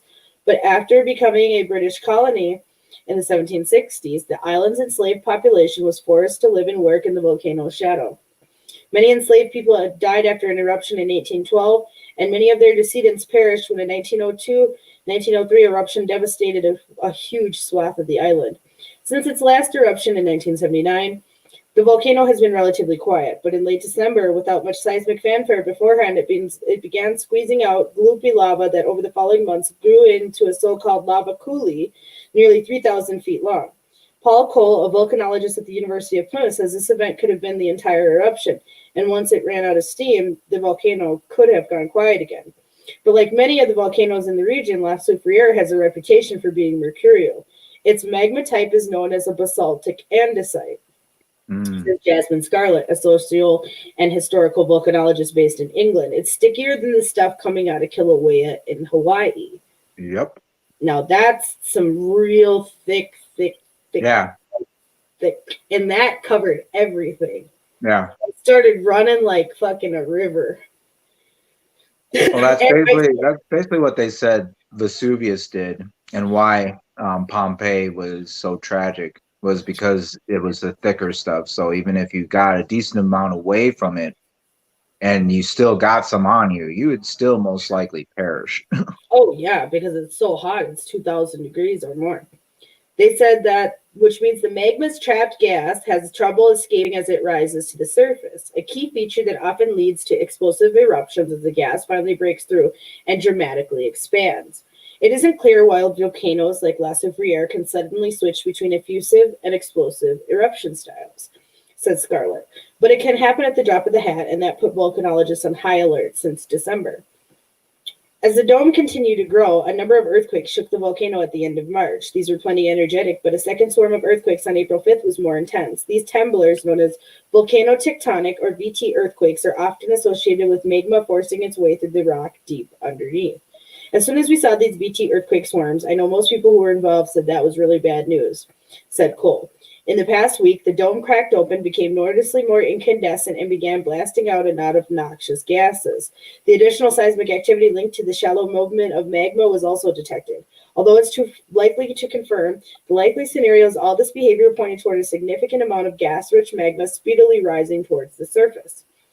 An explosion on its way, and volcanologists were hoping an evacuation notice would be given, but it's very difficult when you can't put your finger on the time and date, when it's going to get too dangerous to stay in your house. To many people's relief, the Prime Minister of St. Vincent and the Grenadines, Ralph Gonsalves, ordered people to the northeast and the northwest of the island to immediately evacuate during a televised address on April 8th. Alerts were sent via the radio, as well as across social media channels. Police in the island's north spread the word, too. On the morning of April 9th, a huge explosion took place at the summit, creating an ash plume 6 miles high. A second blast happened a few hours later. Now, I heard there were 3 blasts. Now, no one else is saying that, but a local, who was that?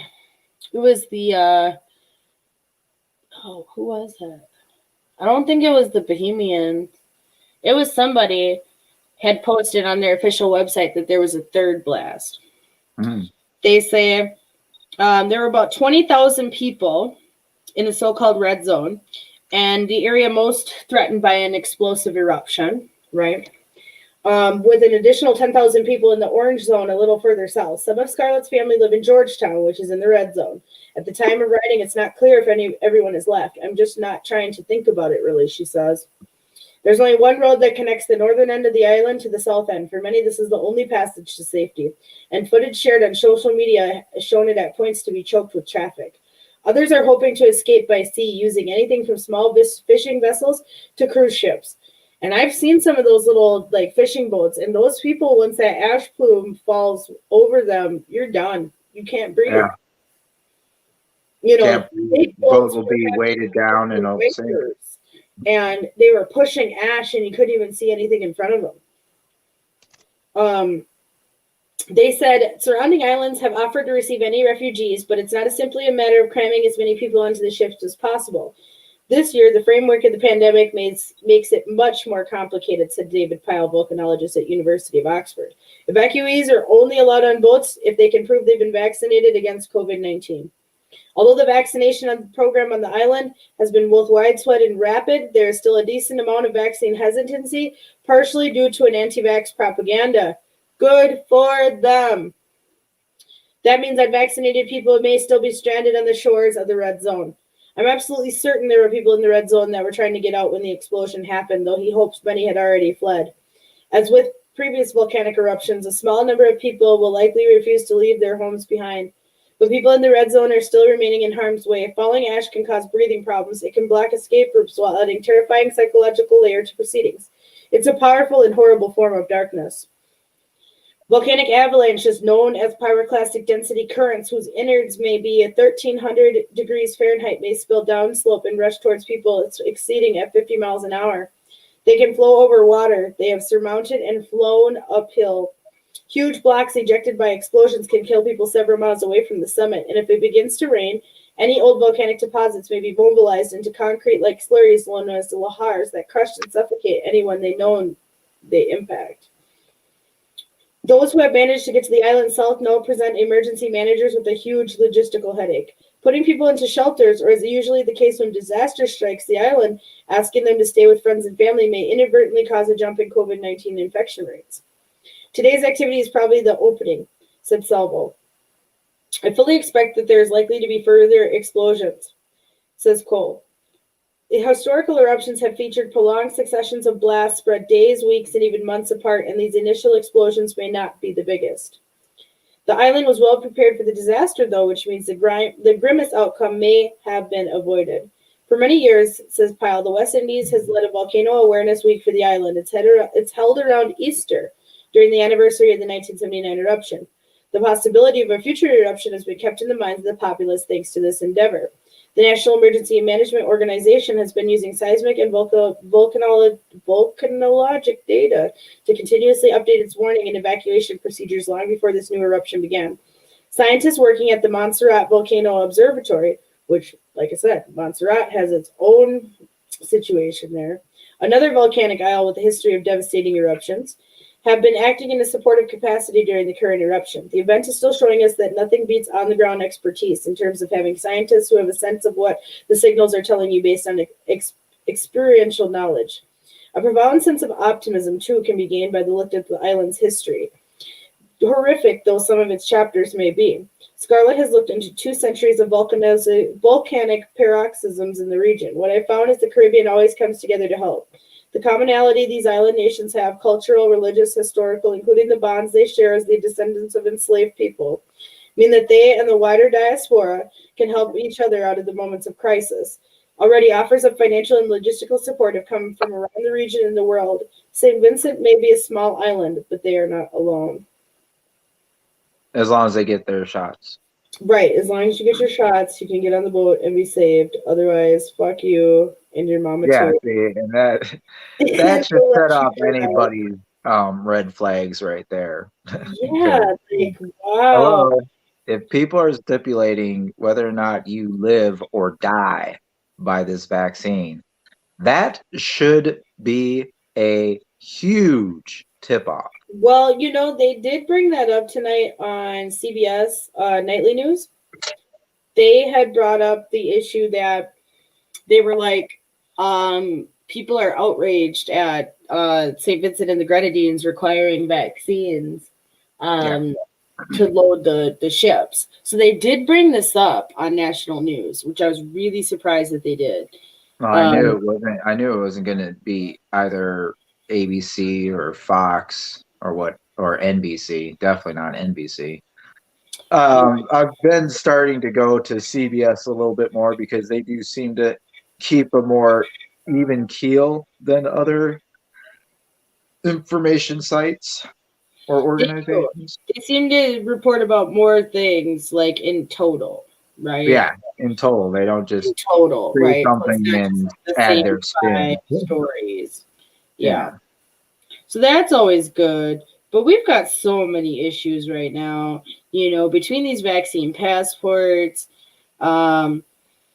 between just vaccine distribution. They talked about today, regulators are now asking to change the emergency use authorization to allow 12 to 15-year-olds to receive the vaccine. Yeah, I saw that. Apparently in 12 to 15-year-olds, it's 100% effective.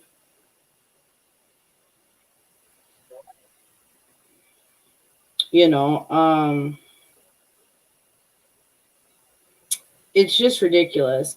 Now they're trying to say, Axios is trying to say we might be vaccinating enough people before we needed to hit herd immunity, so we should be in the clear. I mean, it's just gross. Now they're talking about finding drugs for COVID-19. You want to know why they haven't found any drugs for COVID-19? Do you want to know why, Teal? Why? Because to have an emergency use authorization for a vaccine, you can't have any treatment. Oh, yeah.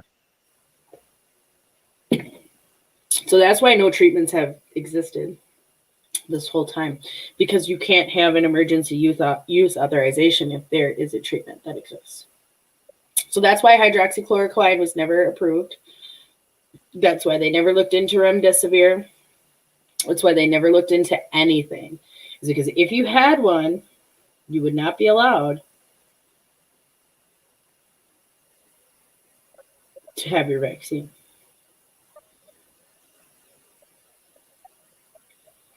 So it's wild.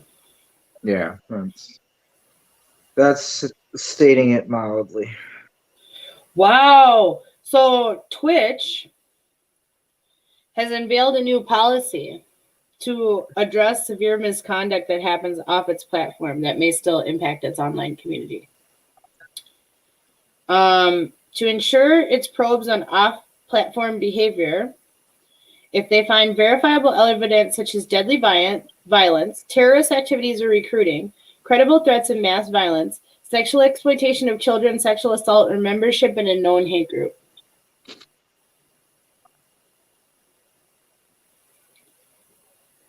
And they will have a third-party law firm, and they will kick you off Twitch.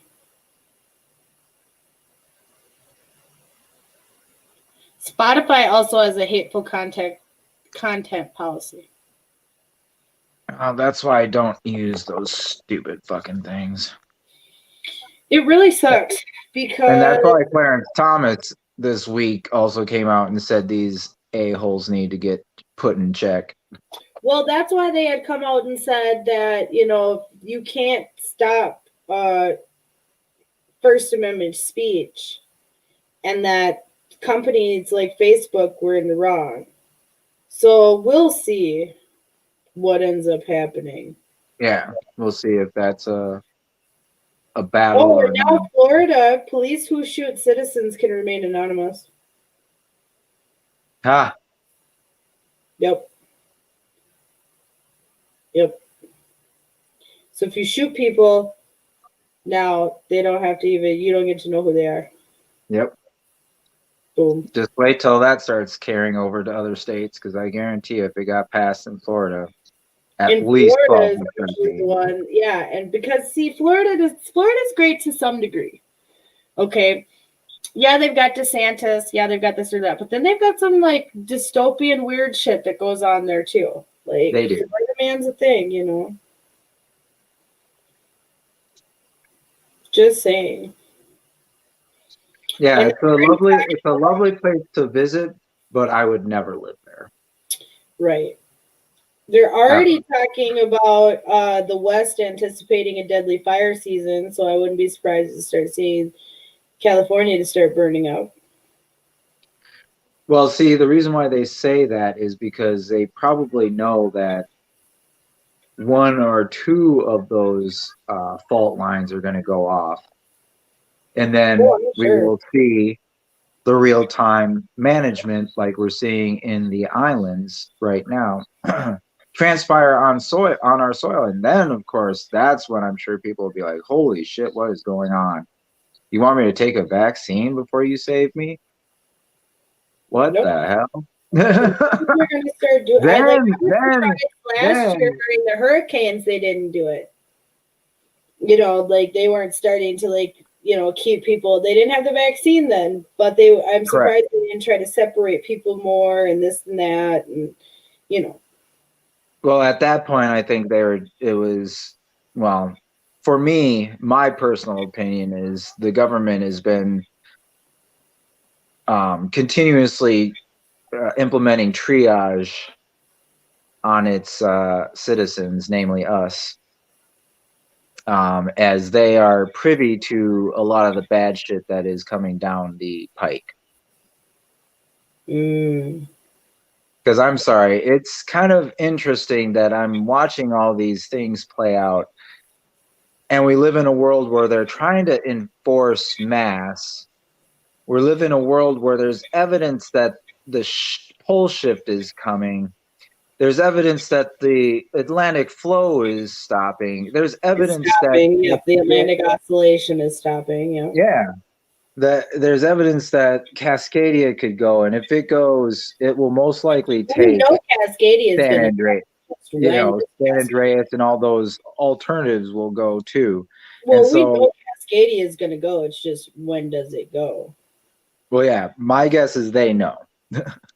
And they've sure been steadily grooming us for living in a world filled with volcanic ash, i.e. the mass.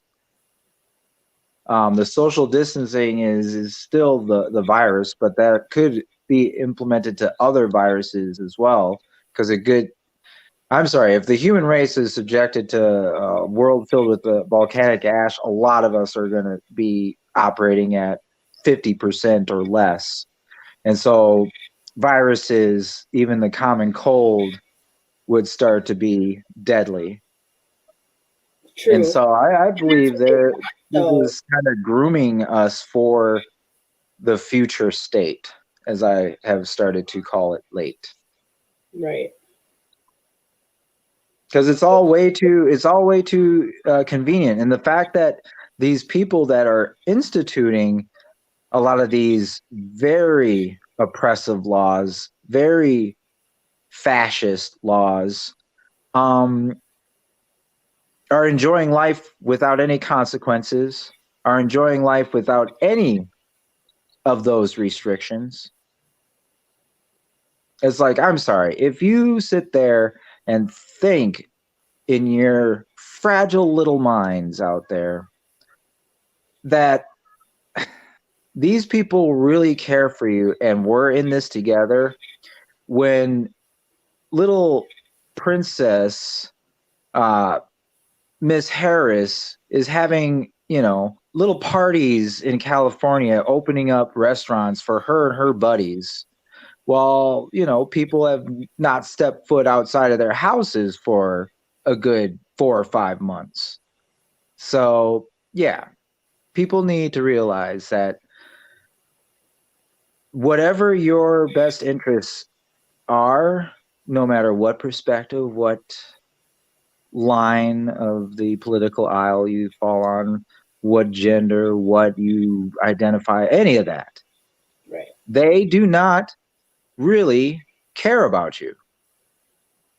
If you really think they do, you are beyond misguided. Right. You're almost blatantly oblivious. And yeah, it's starting to feel like I'm starting to feel like Mr. Who was that? Luke Wilson in Idiocracy. I'm starting to just look around and like, wow, y'all are stupid. Like, I mean, stupid. Well, it is getting to that idiocracy point. It is, because people are literally just kind of like going along with stuff, even though it's literally, no, it's probably a reference that most people wouldn't get. Pam probably would if she's still hanging out. I don't know. I don't have access to the comments because I don't know. Did something happen with Streamline? It feels like it's different. A couple things did change. Like you can change like to the bubble on branding, or you can change to the block. Well, I noticed those little changes, but I was noticing that if I tried to step out and look in YouTube at us, that's when you lost me. Even though it was still open and I could still see you, still hear you, you lost me. So yeah, I don't know. I was able to check YouTube before and stay on StreamYard, so I'm not sure what's going on now. Right. But yes, Pam would get this reference. It reminds me of The Wall, Pink Floyd's The Wall. And I'm not talking about the album, which is one of the masterpieces of music out there. I'm talking about the movie that came out back in, I do believe, 81. And in that movie, there is a scene with, the very popular very well known. We don't need, education. We don't need your thought control. Well, that scene is playing, the kids with all their little masks that all look the same are walking single file into a meat grinder. True. That is exactly what you all are doing right now. True. It's like, and they're walking into it, and Pam is here, she says. Hey, Pam. Hey, Pam. Ah, yes, you are. We love Pam. I was just seeing what earthquakes were happening, and you know what's funny? These earthquakes aren't registering Really? on La Soufriere. Like, we don't have any earthquakes. Yeah, right. From that region, and I just find that really sus. Well, other organizations have made a point to calling out certain government bodies for their lack of full disclosure.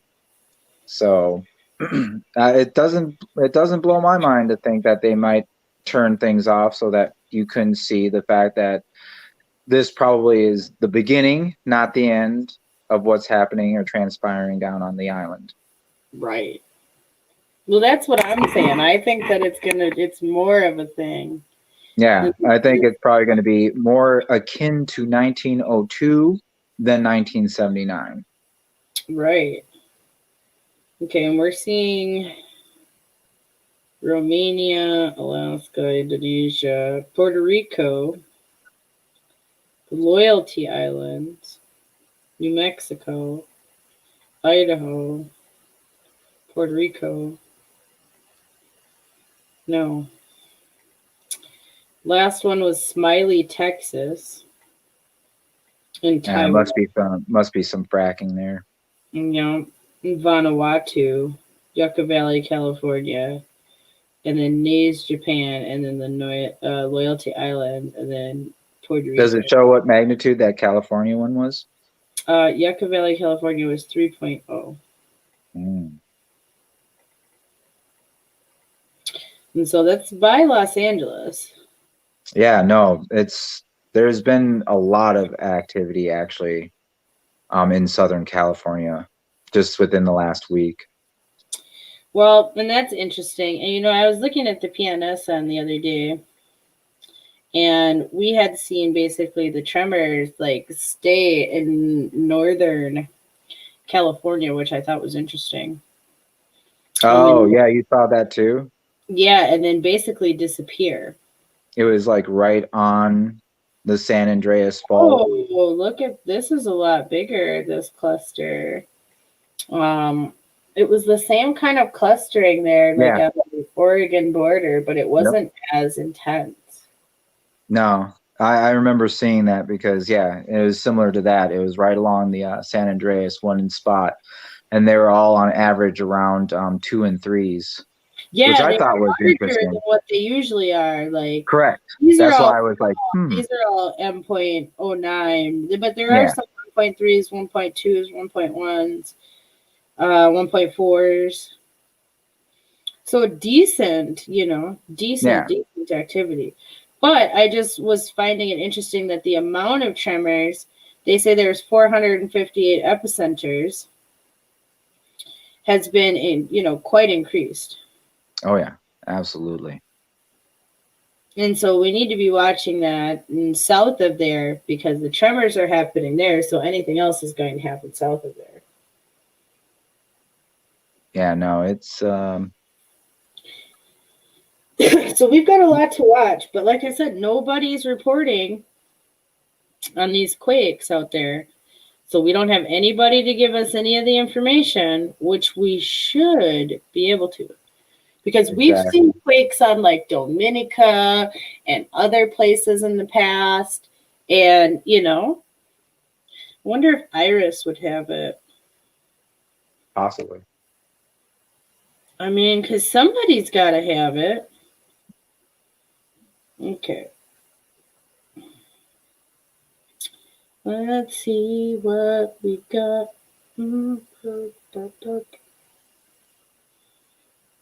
Okay. Oh my God, look at that big old belt over the oversized shirt. Okay, This so is Dominican definitely a Republic region. Oh, here we go. So Iris does have it. Okay. okay. All right. So Dominican Republic region, Haiti region, but then Leeward Islands, but they didn't. They had a 6th on the 26th of March, but that's all that they have. Yeah, and that was 19 kilometers deep, and that's all they're going to tell us. I want to see more things. View earthquakes as a table. Here we go. I want to see 2021. Yeah, they only have like 3. Why are they acting like there's been no earthquakes? I have an issue with that. Yeah, right. Because they know there has been. Exactly. Let your volcano go off, but you don't have no earthquakes. Quit the shit.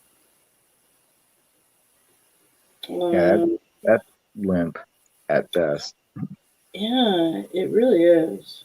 They had North Atlantic Ocean.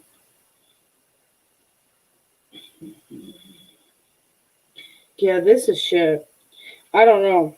So no one's admitting that there's any earthquakes. So there's that. Yeah, that's always a red flag. Yeah, that's a giant red flag. Because where the hell are the earthquakes? I know there's earthquakes. I know. Yeah. I know. When you have eruptions, you have earthquakes. Yeah, I'm right. Because we just read the article that said that there was one. Correct. Like, shit. And people are saying that it was earlier, they were saying that they felt that it was still shaking. Right.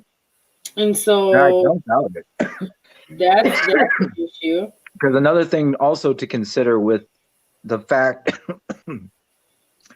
or the viscosity of said lava, Right. it also plays a part in the eruptions themselves. Because just think of trying to get through, say, shooting even just a BB gun through a bottle of water or a bottle of Jello. Right. You get vastly different responses. And let's just say the one that is more dense, you get a more explosive result. True. So I have a feeling that this might very well be the precursor to a pretty decent eruption. Oh, I have a good feeling about that. Because yeah, it's terrible. I mean, that the amount of ashfall that we have right now is the point where I go, nope. Well, yeah, no. I mean, if they're estimating that some places are going to get up to 10 inches, that's basically that. They said 11.8 inches, so you might as well just say a fucking foot of ash. Yeah, this might as well say a foot of ash, and that is going to be basically game over for any structures. Yep. Cars. Number one, it's you've got the weight, the heat. Yep. And just the toxicity of it, right? Like you've got all that together. Yeah, because not only if you inhale that ash, not only does it tear your lungs up, but it also poisons you at the same time. Right. It's wild. No, it is. It is wild, and there's a lot of shit going on. Just like we said earlier, there's volcanoes. There's build up to wars. There's actual wars going on in the streets of Ireland. Yeah. North and South are fighting, I heard. Yeah. Well, they never really stopped. No, but it's like actual petrol bombs in the street and like barricades. Oh yeah, no, we're going back to the Black Sunday sort talking of. like full, like Cranberries zombie song. You know what I mean? Like it's No. Yeah, no, it's getting wild, and let me tell you, they have some serious acts to grind, both sides. So they do. That's going to be hot. And then while that happens, I guarantee you, Scotland's probably going to slip in there real quick and say, "Oh, by the way, we're leaving." Like, True. see y'all. Like, Ireland's a mess. I'll put this out there, and I'm sorry for all you British phobes out there, but since the passing of Prince Philip, you can pretty much guarantee that the Queen will follow shortly thereafter. I was thinking the same thing myself because they've been together like 73 years. Exactly. She was in love with him from the age of 13 and he was 18. Correct. And I just don't see, and her family didn't want her to be with him. He renounced his throne. Yeah. He was Prince of Greece and Denmark. Yep. And renounced his throne. Yeah. Because he could have been. Like, I don't know if I could renounce eventually. I'd have to say the juice better be overabundantly worth the squeeze. For real though. Like, like, I don't know. I don't know. Like, we don't. But really I mean, just take an example. Most cases where you have older couples that have been together for so long. I mean, I'm not saying that it's a guarantee, but it's high 80% that couples that have been together for so long and one of the partners dies, then the other usually follows suit because it's so hard to carry on without the other person. And I totally could see that with the Queen. This isn't any knock on her. She's lived for a long, she's old as hell. She's long time. Herself. She's like 93 years old herself, ain't she? Shit. Yeah. No, she's 90 plus. So yeah, because there's no knock against her, but there's eventually a time. If she was 13 rulers. and he was 18, there's only 5 years difference. So he was 99, almost 100 in like 2 months. So yeah, that's about right. She's about 93, 94 years old. Shit. Maybe 5. Exactly. And so yeah.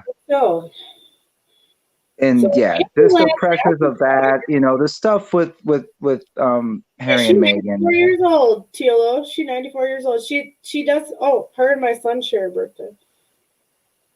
No, very nice. Yeah. So hell, Charles is 72 years old. Shit, he could die too. Right. Did you know there was a petition this past week though to make William the king? Yeah.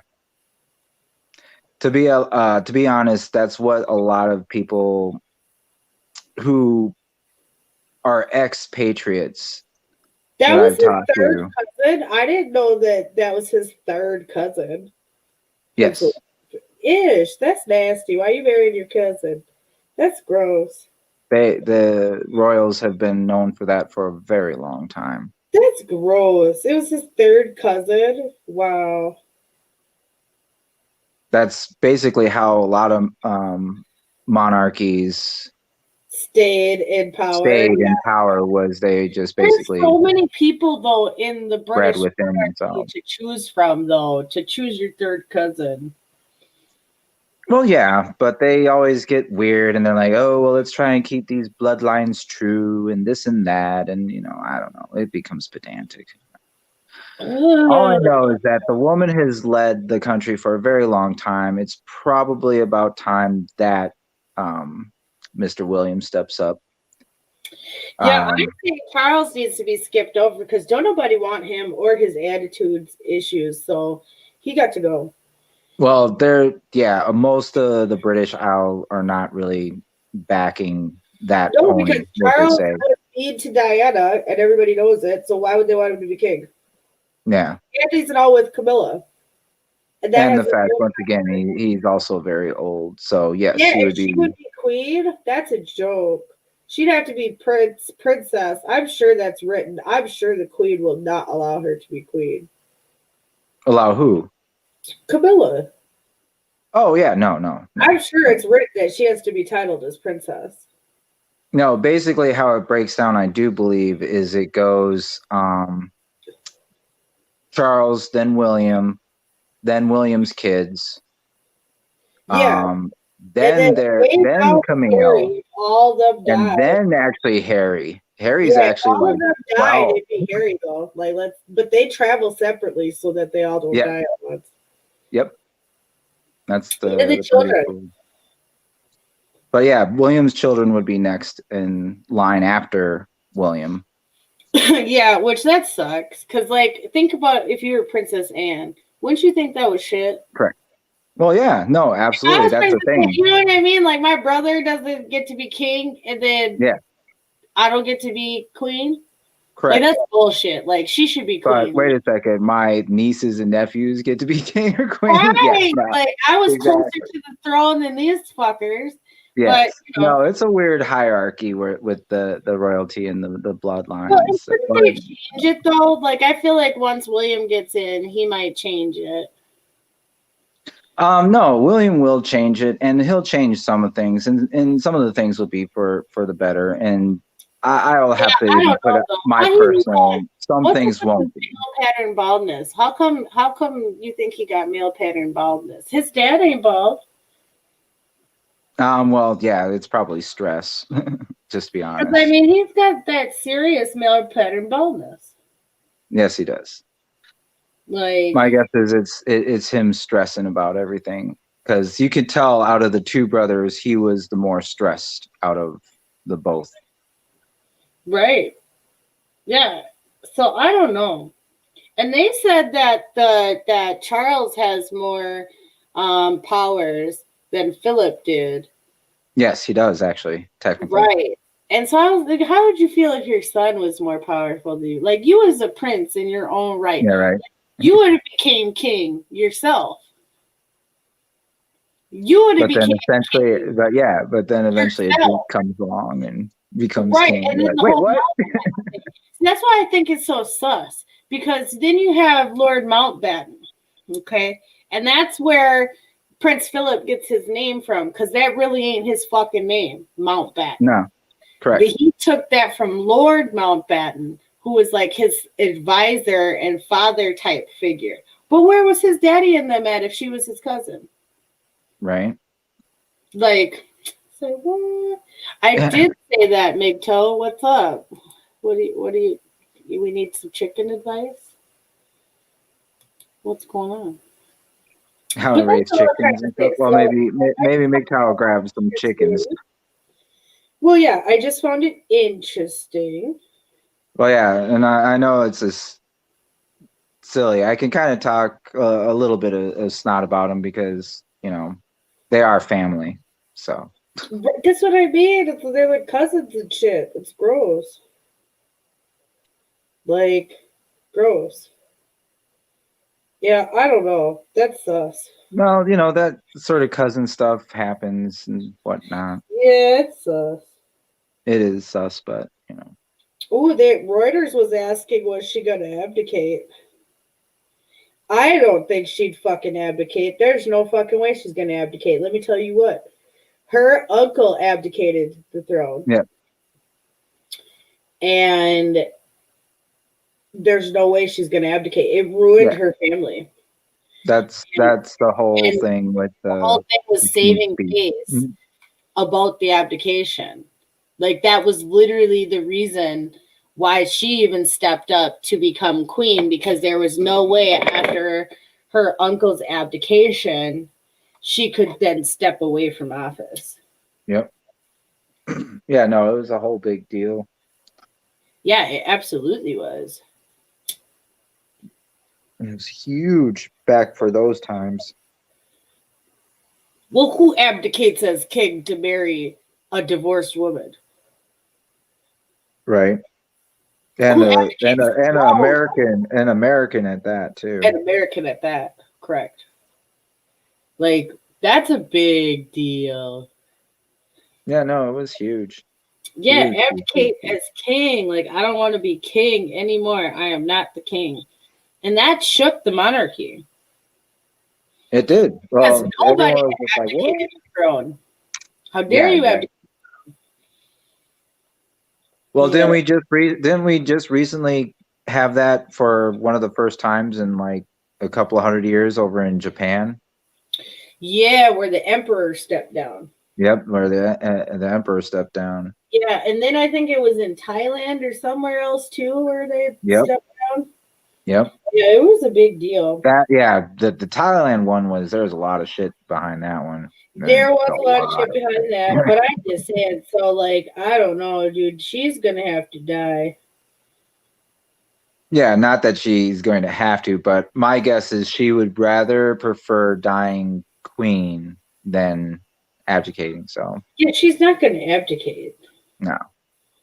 If No. anything, she could No. appoint them to take over duties, but she would not Yeah. abdicate.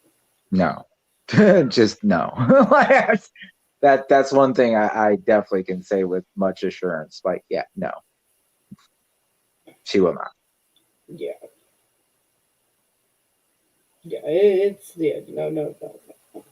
But that would be interesting because, you know, a lot of people have lived their entire lives under Her Majesty, and pretty soon it'll be under His Majesty. True. And you know, you might not necessarily equate any sort of disturbance with that, but for some folks, that's pretty drastic. It's pretty drastic. That's true. I mean, it took a lot of piss out of their sails, just to be honest, when she stepped in and became queen, because she was so young, because it was right after all that we were just talking about before, with the uncle abdicating and basically turning a lot of their little hierarchies on its ear. And so it'll be interesting to see how people deal with it, because it will be something that we've not seen in how long now? A long while. Exactly. She has been there for close to 70 years, right? 60 something. Yeah. So it's the whole thing is just, it's a lot of chaos. And unfortunately, there's a lot of dirtbags out there that are taking advantage of this chaos and laying groundwork for their own little empires, just to be honest. Like those douchebags like Bezos and Zuckerberg and whatever that douche face is. I don't know. They're all douche faces to me. Well, they really are. They really are. I mean, once again, as I said, oh yeah, that little dweeb Zuckerberg coming out. Oh yeah, you know, we're all in this together and blah blah blah. And Facebook's going to keep us connected and all one big happy family. Never mind the fact that I'm, you know, spending most of my time out on a yacht that's, you know, worth almost $1 fucking billion. That's what I mean. They're just out here ridiculous. Yeah, exactly. That's exactly it right there. Like They just they that want knowledge. to do things, but yet they're out here just bullshitting. You know? They are. They really are. I mean, I'm sorry, but the fact of the matter is that so many people out there today put so much, I don't know if it's faith, but so much, they invest so much of themselves in people like the Kardashians And it's like, really? Kardashian made it to the fucking Forbes billionaire list, bro. Yes, but we all know the majority of the Forbes billionaires, i.e. the aforementioned douche faces. True. I'm sorry, but I don't know too many billionaires out there that actually, well, first off, would be deserving of like a Nobel Peace Prize or any sort of things for humanity, because yeah, they're not there for humanity. They're there so that they can park their billion-dollar boats off the coast and watch as our cities burn. That's true. It's so true. And it's disgusting that people idolize these dweebs. Well, it's It's because like, oh, I want to be just like them. It's like, I'm sorry, you're not going to fucking, I don't care how many followers you get on YouTube or Instagram or TikTok or whatever. You're not going to be making billions. no. You're not going to be making billions. No. That's true. Nobody should expect that. Because trust me, someone sucked a lot of bad grapes to get where they are. True. Yes. I got that. Yes, you did. But and that's the thing, is like, really? Like, wait, so you want to gain popularity or stature by your OnlyFans page? Yeah. Really? No, like seriously, like just take a moment and like bounce that around in your head a little bit. It always makes me laugh. It's true though. Well, just keep in touch on that, Big Toe, and we'll talk about it. You know, you never know what could happen in the future. So, but we have to be ready for whatever's going on. And like I said, the last time I was on, we're going to start talking about more of these things, what we can do to help ourselves, what we can do to get ourselves ready, what survival should or is going to look like. It's going to have to be done. Because the way things are going, where they're like, "Oh, vaccine, or we're not going to save you." Yeah, that's scary bullshit. That is Like, scary bullshit. Like if your hairs don't stand up on end when you hear shit like that, you got issues. Like, well, yeah, that's frightening. And like they said, people are already hesitant, so they don't want it. So exactly. Making them feel like they have to have it, or you can't leave. And people are already really poor. Yep, really poor, really desperate. That's what I'm saying, is like it could easily turn into something really ugly really quick. Something that the whole world would not be ready for, because once that happens then they'll realize how bad things are, and it'll basically spread like wildfire. Right. Because yeah, I have no doubt in my mind that if that were to happen, or say a Cascadia scenario would happen anytime soon, like we would totally see something to that same effect by our own government. They wouldn't let people in the shelters. They wouldn't give people any sort of benefits or help or food unless you take the vaccine. Right. You know how ridiculous that would be? It would be absolutely ridiculous. It would. And that's what's sad, is it's probably going to happen. That's what's the sad part about it, is like we're literally watching it happen in another place and expecting it never to happen here, even though we've seen everything. And I'm sorry, I was one of those, conspiracy theorists back in early 2020 saying we needed to watch out for this virus over there in China. And no, I wasn't being racist. I was just calling out the fact that we needed to be a little more careful and worry about that shit. Oh, but everything's fine. There's no crisis. What? It's just some sort of little virus that they picked up from eating bats or dogs. Really? Right.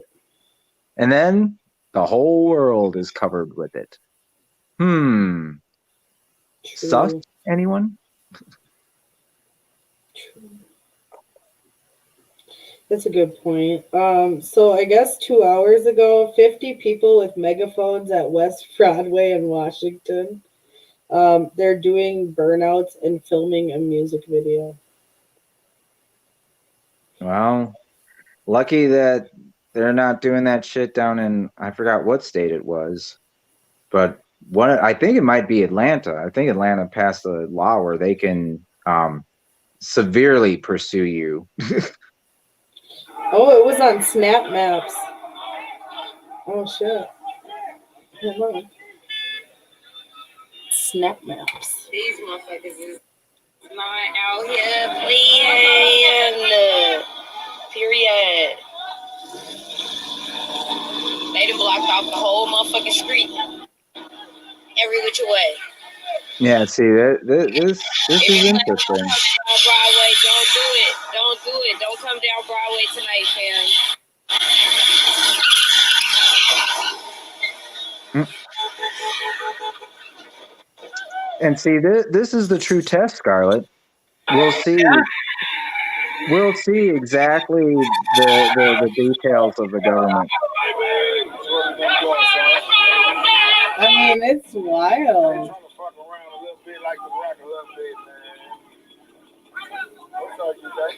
Look at all those cars, though. Yeah. Like, that's a lot of people. That is. It really is, though. That's out of control. Well, of course it is, but that's because our shitty government and police force of Minnesota, yes, I'm calling you out, Walls. Yes, I'm calling you out, you little piece of shit, Jacob Fry. I swear to Christ, if I see you, I will beat you. I'm talking to you, Arredondo, because you're an idiot. That's what happens when y'all are just sitting back, eating, caviar at fucking what's that place out there in Minnetonka? I forgot what that little fancy restaurant was. But yeah, eating your fancy foods and whatnot, and like, oh yeah, where's the police? Where's any sort of government or officials dealing with this? Oh no, just let them have at it. And then the only time that they get all upset is like, uh-oh, one of the cars hit one of my nice white friends' Maybach. Now we have a problem. Right. And that's totally how it is. And that's totally how it's going down, especially here in Minneapolis, because I'm here. Like, I could literally walk out the door, get on this train, go down to Broadway, and start stomping. Right. I mean, it might get to that point at a certain point, but for it now, will get to that point because the police have literally checked out. I can walk down the street and I could do whatever I wanted to whoever I wanted. So the reason why there's Asian hate is because there's nobody stepping in or nobody to say anything. True. That's a good point. You know why point. there's so much crime? You know why there's carjackings? Because nobody's fucking doing anything. True. It's like, oh well, we busted all these carjackers. They let them out less than 3 hours after they were booked. I know, because my cousin is a police officer. Right. Oh. Yep. It's really fucking sad. It's really sad where we're at. It is. Like, And I don't mind people going out and enjoying themselves and living their best lives, but that sort of stuff can get problematic. Real quick. Because if y'all don't remember Fast and Furious, because I was there and I do remember, that shit ended badly because Johnny Tran came with his boys. Where was it, on Snelling or like, what the fuck was it over in St. Paul? They used to have all those races. Oh, yeah, no. They did, but that one was done a little bit better because once the cops came, they would cut it out for a while, That's true. and then they would maybe come back. disperse. Yeah, I'm no, unfortunately- these guys are basically trying to call the cops out and seeing if anyone takes the bait. And of course, the cops are too scared or whatnot to actually do anything. That's true. Because I'm gonna tell you what, the cops down here are scared. Most They of them are. can't look. They don't know what Most to of them do can't for even it. look me in the eye, and I'm sorry, but I'm not menacing, though I can be. No, but they're damned if they do, damned if they don't. If they interfere, they're in trouble. If they don't, they're in trouble. Yep. They can't win. Correct. And that's somewhat of a shitty position to put these people in. Like, I'm not a big fan of cops myself, but to sit there and just put everything on them is really, really kind of just backwards. I mean, it's not. I believe that there's racism, but I'm not sure it's institutionalized to the degree that is portrayed. Right. I there's think that definitely there are people inside correct. the institutions that Yes, think this way. correct. And they all protect each other. And so essentially they have their own little in crowd. But we all know because, you know, the skull and bones and that sort of thing. We all know that any organization is going to have those little cadres, those little groups that are subset inside of the said organization. So you can't just sit there and say, oh, this whole organization is faulty to the core or whatever. And it's like, oh, well, okay, all right. And see what happens when there's no cops around, you know. Your streets get shut down and you can have all that, you know, and that's that, you know, I guess if y'all want to do that, that's fine, whatever. True. But I guarantee you somebody's going to be crying foul if like one of those kids that are doing the spin outs like gets whacked and killed. Well, that's what I mean. You saw that. Then they'll be like, oh, how could this happen? How could this happen? And blah, blah, blah. And it's like, y'all were doing it. The fuck you mean? How could it happen? Y'all were sitting out there laughing it up like the little hairball that we just heard. Look at this, you know. So I mean, what can you do? What can you do? Look where we're at this point in society. Real. We have like complete breakdown on multiple levels, from political to societal to mental to sociological. Oh, definitely mental. Just sociologically, we're breaking down. Monetarily, we have so many discrepancies. So many issues. And so we got to start thinking about what are we going to do to get through that. And so with that being said, I think that's where we'll leave it tonight. Is what are we going to start to do to try to combat some of this massive breakdown in society? How do we set ourselves up to where we don't have to deal with these issues? How can we set ourselves up for success to where we rise above these issues, right? Because that's what it's going to have to come to. Like, at a certain point, yes, we're going to have to engage. But how do we keep ourselves from engaging until it actually matters? Because we're going to have to decide what the threshold is. Because at this point, a new threshold is reached every week. So what are going to be our ultimates? What are going to be the, well, hell no, non-negotiable, like the ultimate? Because that's what we're going to have to start thinking about, is what does that look like? What does that look like for communities? What does that look like for people? You know, some people are talking about like membership type stores and membership type clubs where you purchase a membership in said club and then you have, you know, you can have private gatherings. Things of that nature. We're going to have to think of ways to basically cheat the system, right? So with that being said, just think about what are we going to do? We're going to start talking about these things more and in depth. Hopefully we'll come back with Dwayne and Tim. I'm very disappointed. Yeah, since one of Dwayne's little fans has been frothing at the mouth in the comments. I see that. I didn't even want to acknowledge it because I was just like, whatever. Right. People have fun. But we're going to start talking about these things. I just wanted to come, like I said, the next few times I was coming on was going to be light, like news roundup, opinions, these things. But we're going to start getting back into interviews. I have a nurse who took the COVID vaccine who is having severe tremors and side effects and adverse reactions. And she was a nurse herself at the time. And none of her colleagues had issues like this. She is the only one, and she's been off work ever since. So we're going to be talking to her and interviewing her. We've also got some people who have started their off-grid dreams, and they live on a mountain. So we'll be talking to them. And they have their own mountain. They got to name it because they purchased it. So we'll talk to them, what they've done to become off-grid, how they live, what are their plans for the future, things of that nature. How has adapting to this new lifestyle suited them? Also, what level of society are you going to participate in? This is something we're all going to have to decide. Okay, because there's going to be key entry and exit points for society where it's going to be decided for you if you get to participate or not at this point.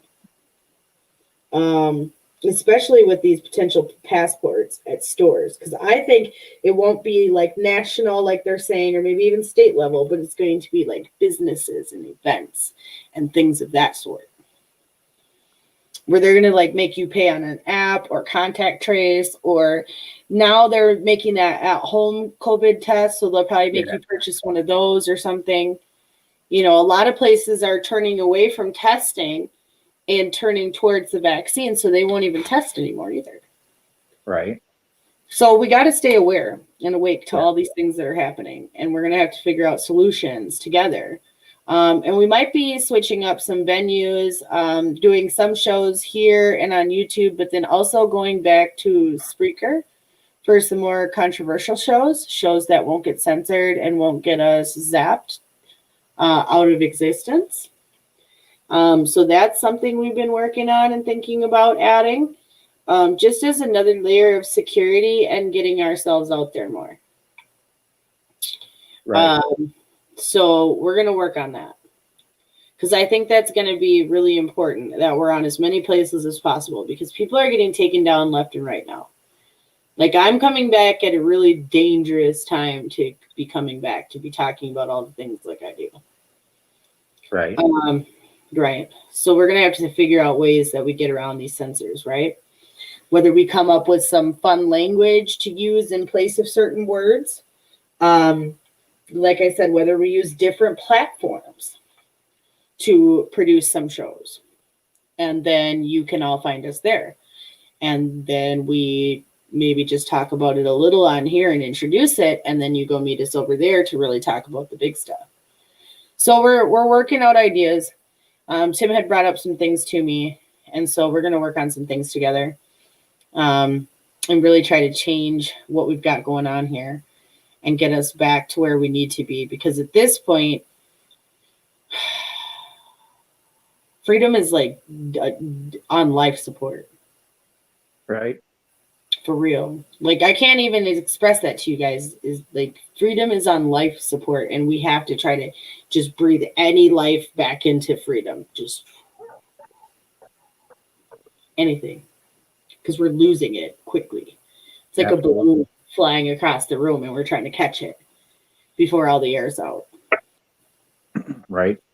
It really is. Like, I think that's a good analogy of what's happening. So everybody stay good. Okay. We'll be back if there is really important information or we have some serious breaking news, as always.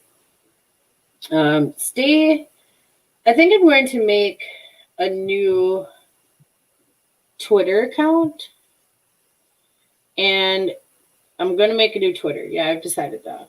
I don't know what it's going to be yet, but I'll let you guys know after I make it. Right. Because we need a new place that I can alert people to shows. True. And that won't be censored as much because people don't always check Facebook. So we've got to find different ways. And might start trying to think about different text messages people could subscribe to, or breaking news alerts. Might have to start doing that.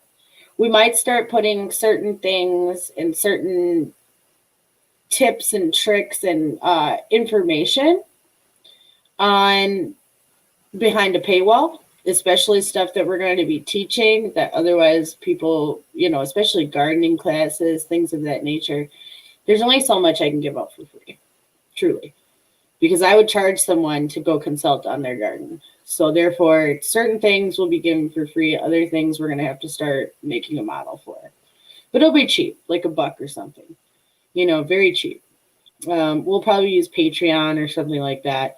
That's another place where we'll be able to put more information, more things that we can't necessarily put out in the mainstream that could get us taken off of other platforms of social media. Another one, too, we might look at is locals. I don't know if people have heard of locals, but it was created by somebody trying to fight the censorship, but also help content creators get their information out. So I think it's like Patreon. It's set up in that way where you subscribe to channels to get information. So we're thinking about things to expand. WhatsApp's a good idea, MGTOW. I might do that too. And we could put everybody in the WhatsApp group. Because you know what? That might be a good way to keep in touch with all the viewers and keep in touch with everybody who wants to be in the inner circle of FRN. Because we can send out mass alerts really quick. Right. Yeah. That's one thing. We've also utilized Zello in the past. That's something we should think about picking back up again. Just anywhere and everywhere we can be right now, I think is important. The more we can stick together, I might even start a newsletter. I might even have something where people can sign up and give their email addresses so that people can stay in touch. There's lots of ideas that we need to start thinking about, groups that we need to start setting up, ideas that we need to start making come to pass. So I think that that's what we're going to work on as a group. And as the greater, as more people start coming in, as more people keep watching, as more people get turned on to the idea, we're going to have a good community here, because everybody else is focusing on the frenzy, and we need to move past that, because a year to slow the spread was a fucking year ago. We got to move on, y'all. We got to get over the PTSD of the virus. We have to. I mean, we can talk about it, yes. We can still commiserate about it, yes. But we're going to what's next? We can't live in the perpetual what if fear of the virus any longer. It's got to move past that. So it's like, what do we do now to sustain? When we know food prices are going to be going through the roof, commodity prices are going through the roof. They already started going up. They did. And it's only going to get worse. Like a big jar of peanut butter was like $7. I was like, holy crap. Yeah. Eggs. Everything. Cheese. Eggs, milk, butter, cheese, the staples are going up. So we'll be doing these things. We're going to be talking about these things. We're going to be going back to like our homestead basics, talking about, how to make your own butter, how to make your own cream, how to do these things on a budget. Because, I mean, with heavy whipping cream and salt, you can make yourself some butter. Right. And a little buttermilk. You can start making these things yourself. So there's ways to do it. And we'll teach you how. Just stick with us. We're going to try to even get Red back into the mix and get her back on things. So just stay tuned. Thanks for being patient with us. We appreciate everybody. Without you guys, we would be nothing. And so for those of you who will watch the replay later, we also appreciate you guys who go back and actually watch the videos and do pay attention, right? So I hope you guys found some information and found it enlightening tonight about what we were talking about. We talked about a range of different topics. If you have any questions or comments or concerns, you can leave them on the videos, and I will try to check them and get back to you guys about any feedback. So thank you guys for being here with me. Thank you, TLO, for joining me, since everybody else is a bitch. Right. Yeah. Well, thank you for having me. I'm usually Thank you, Mr. Team Saturday McFarland. night. Well, sometimes, but yeah. Appreciate y'all coming out and listening, and hopefully learning a few things. But most importantly, it should be about listening. It really should, because it shouldn't necessarily just be about always expressing what's on your mind. You should be open to listening what's on other people's minds. Absolutely. Yeah, absolutely. That's why we always take comments here. We always take feedback. We always like hearing what people have to think about certain topics, because it's not always about what I think or what I say. Like, that's just there to bring substance or to have some framework to go off of. But that doesn't mean that you have to agree or even subscribe to the idea. It's just for that to be a talking point somewhere to start a conversation, right? And that's what we need to do. But we've forgotten how to have conversations, and people are angry and upset. And that is a problem. That is a problem. And so hopefully, I'll leave everybody with, we have to start loving one another. We have to start caring again. We can't be all crazy, violent, psychos. You know, I'll call you after this, TLO. We have to start reaching out. So that's what I think we need to do. Create networks of people that we can start reaching out to, start depending on, start using to make our situation stronger. If we don't have to go through the state and what framework they've set up for us, then we don't have to be a part of their matrix. It's that simple. So I hope everybody has a good night. From the land of 10,000 lakes. Good night, universe. TLO? And my condolences from the void. Wishes you all well. Take care, y'all.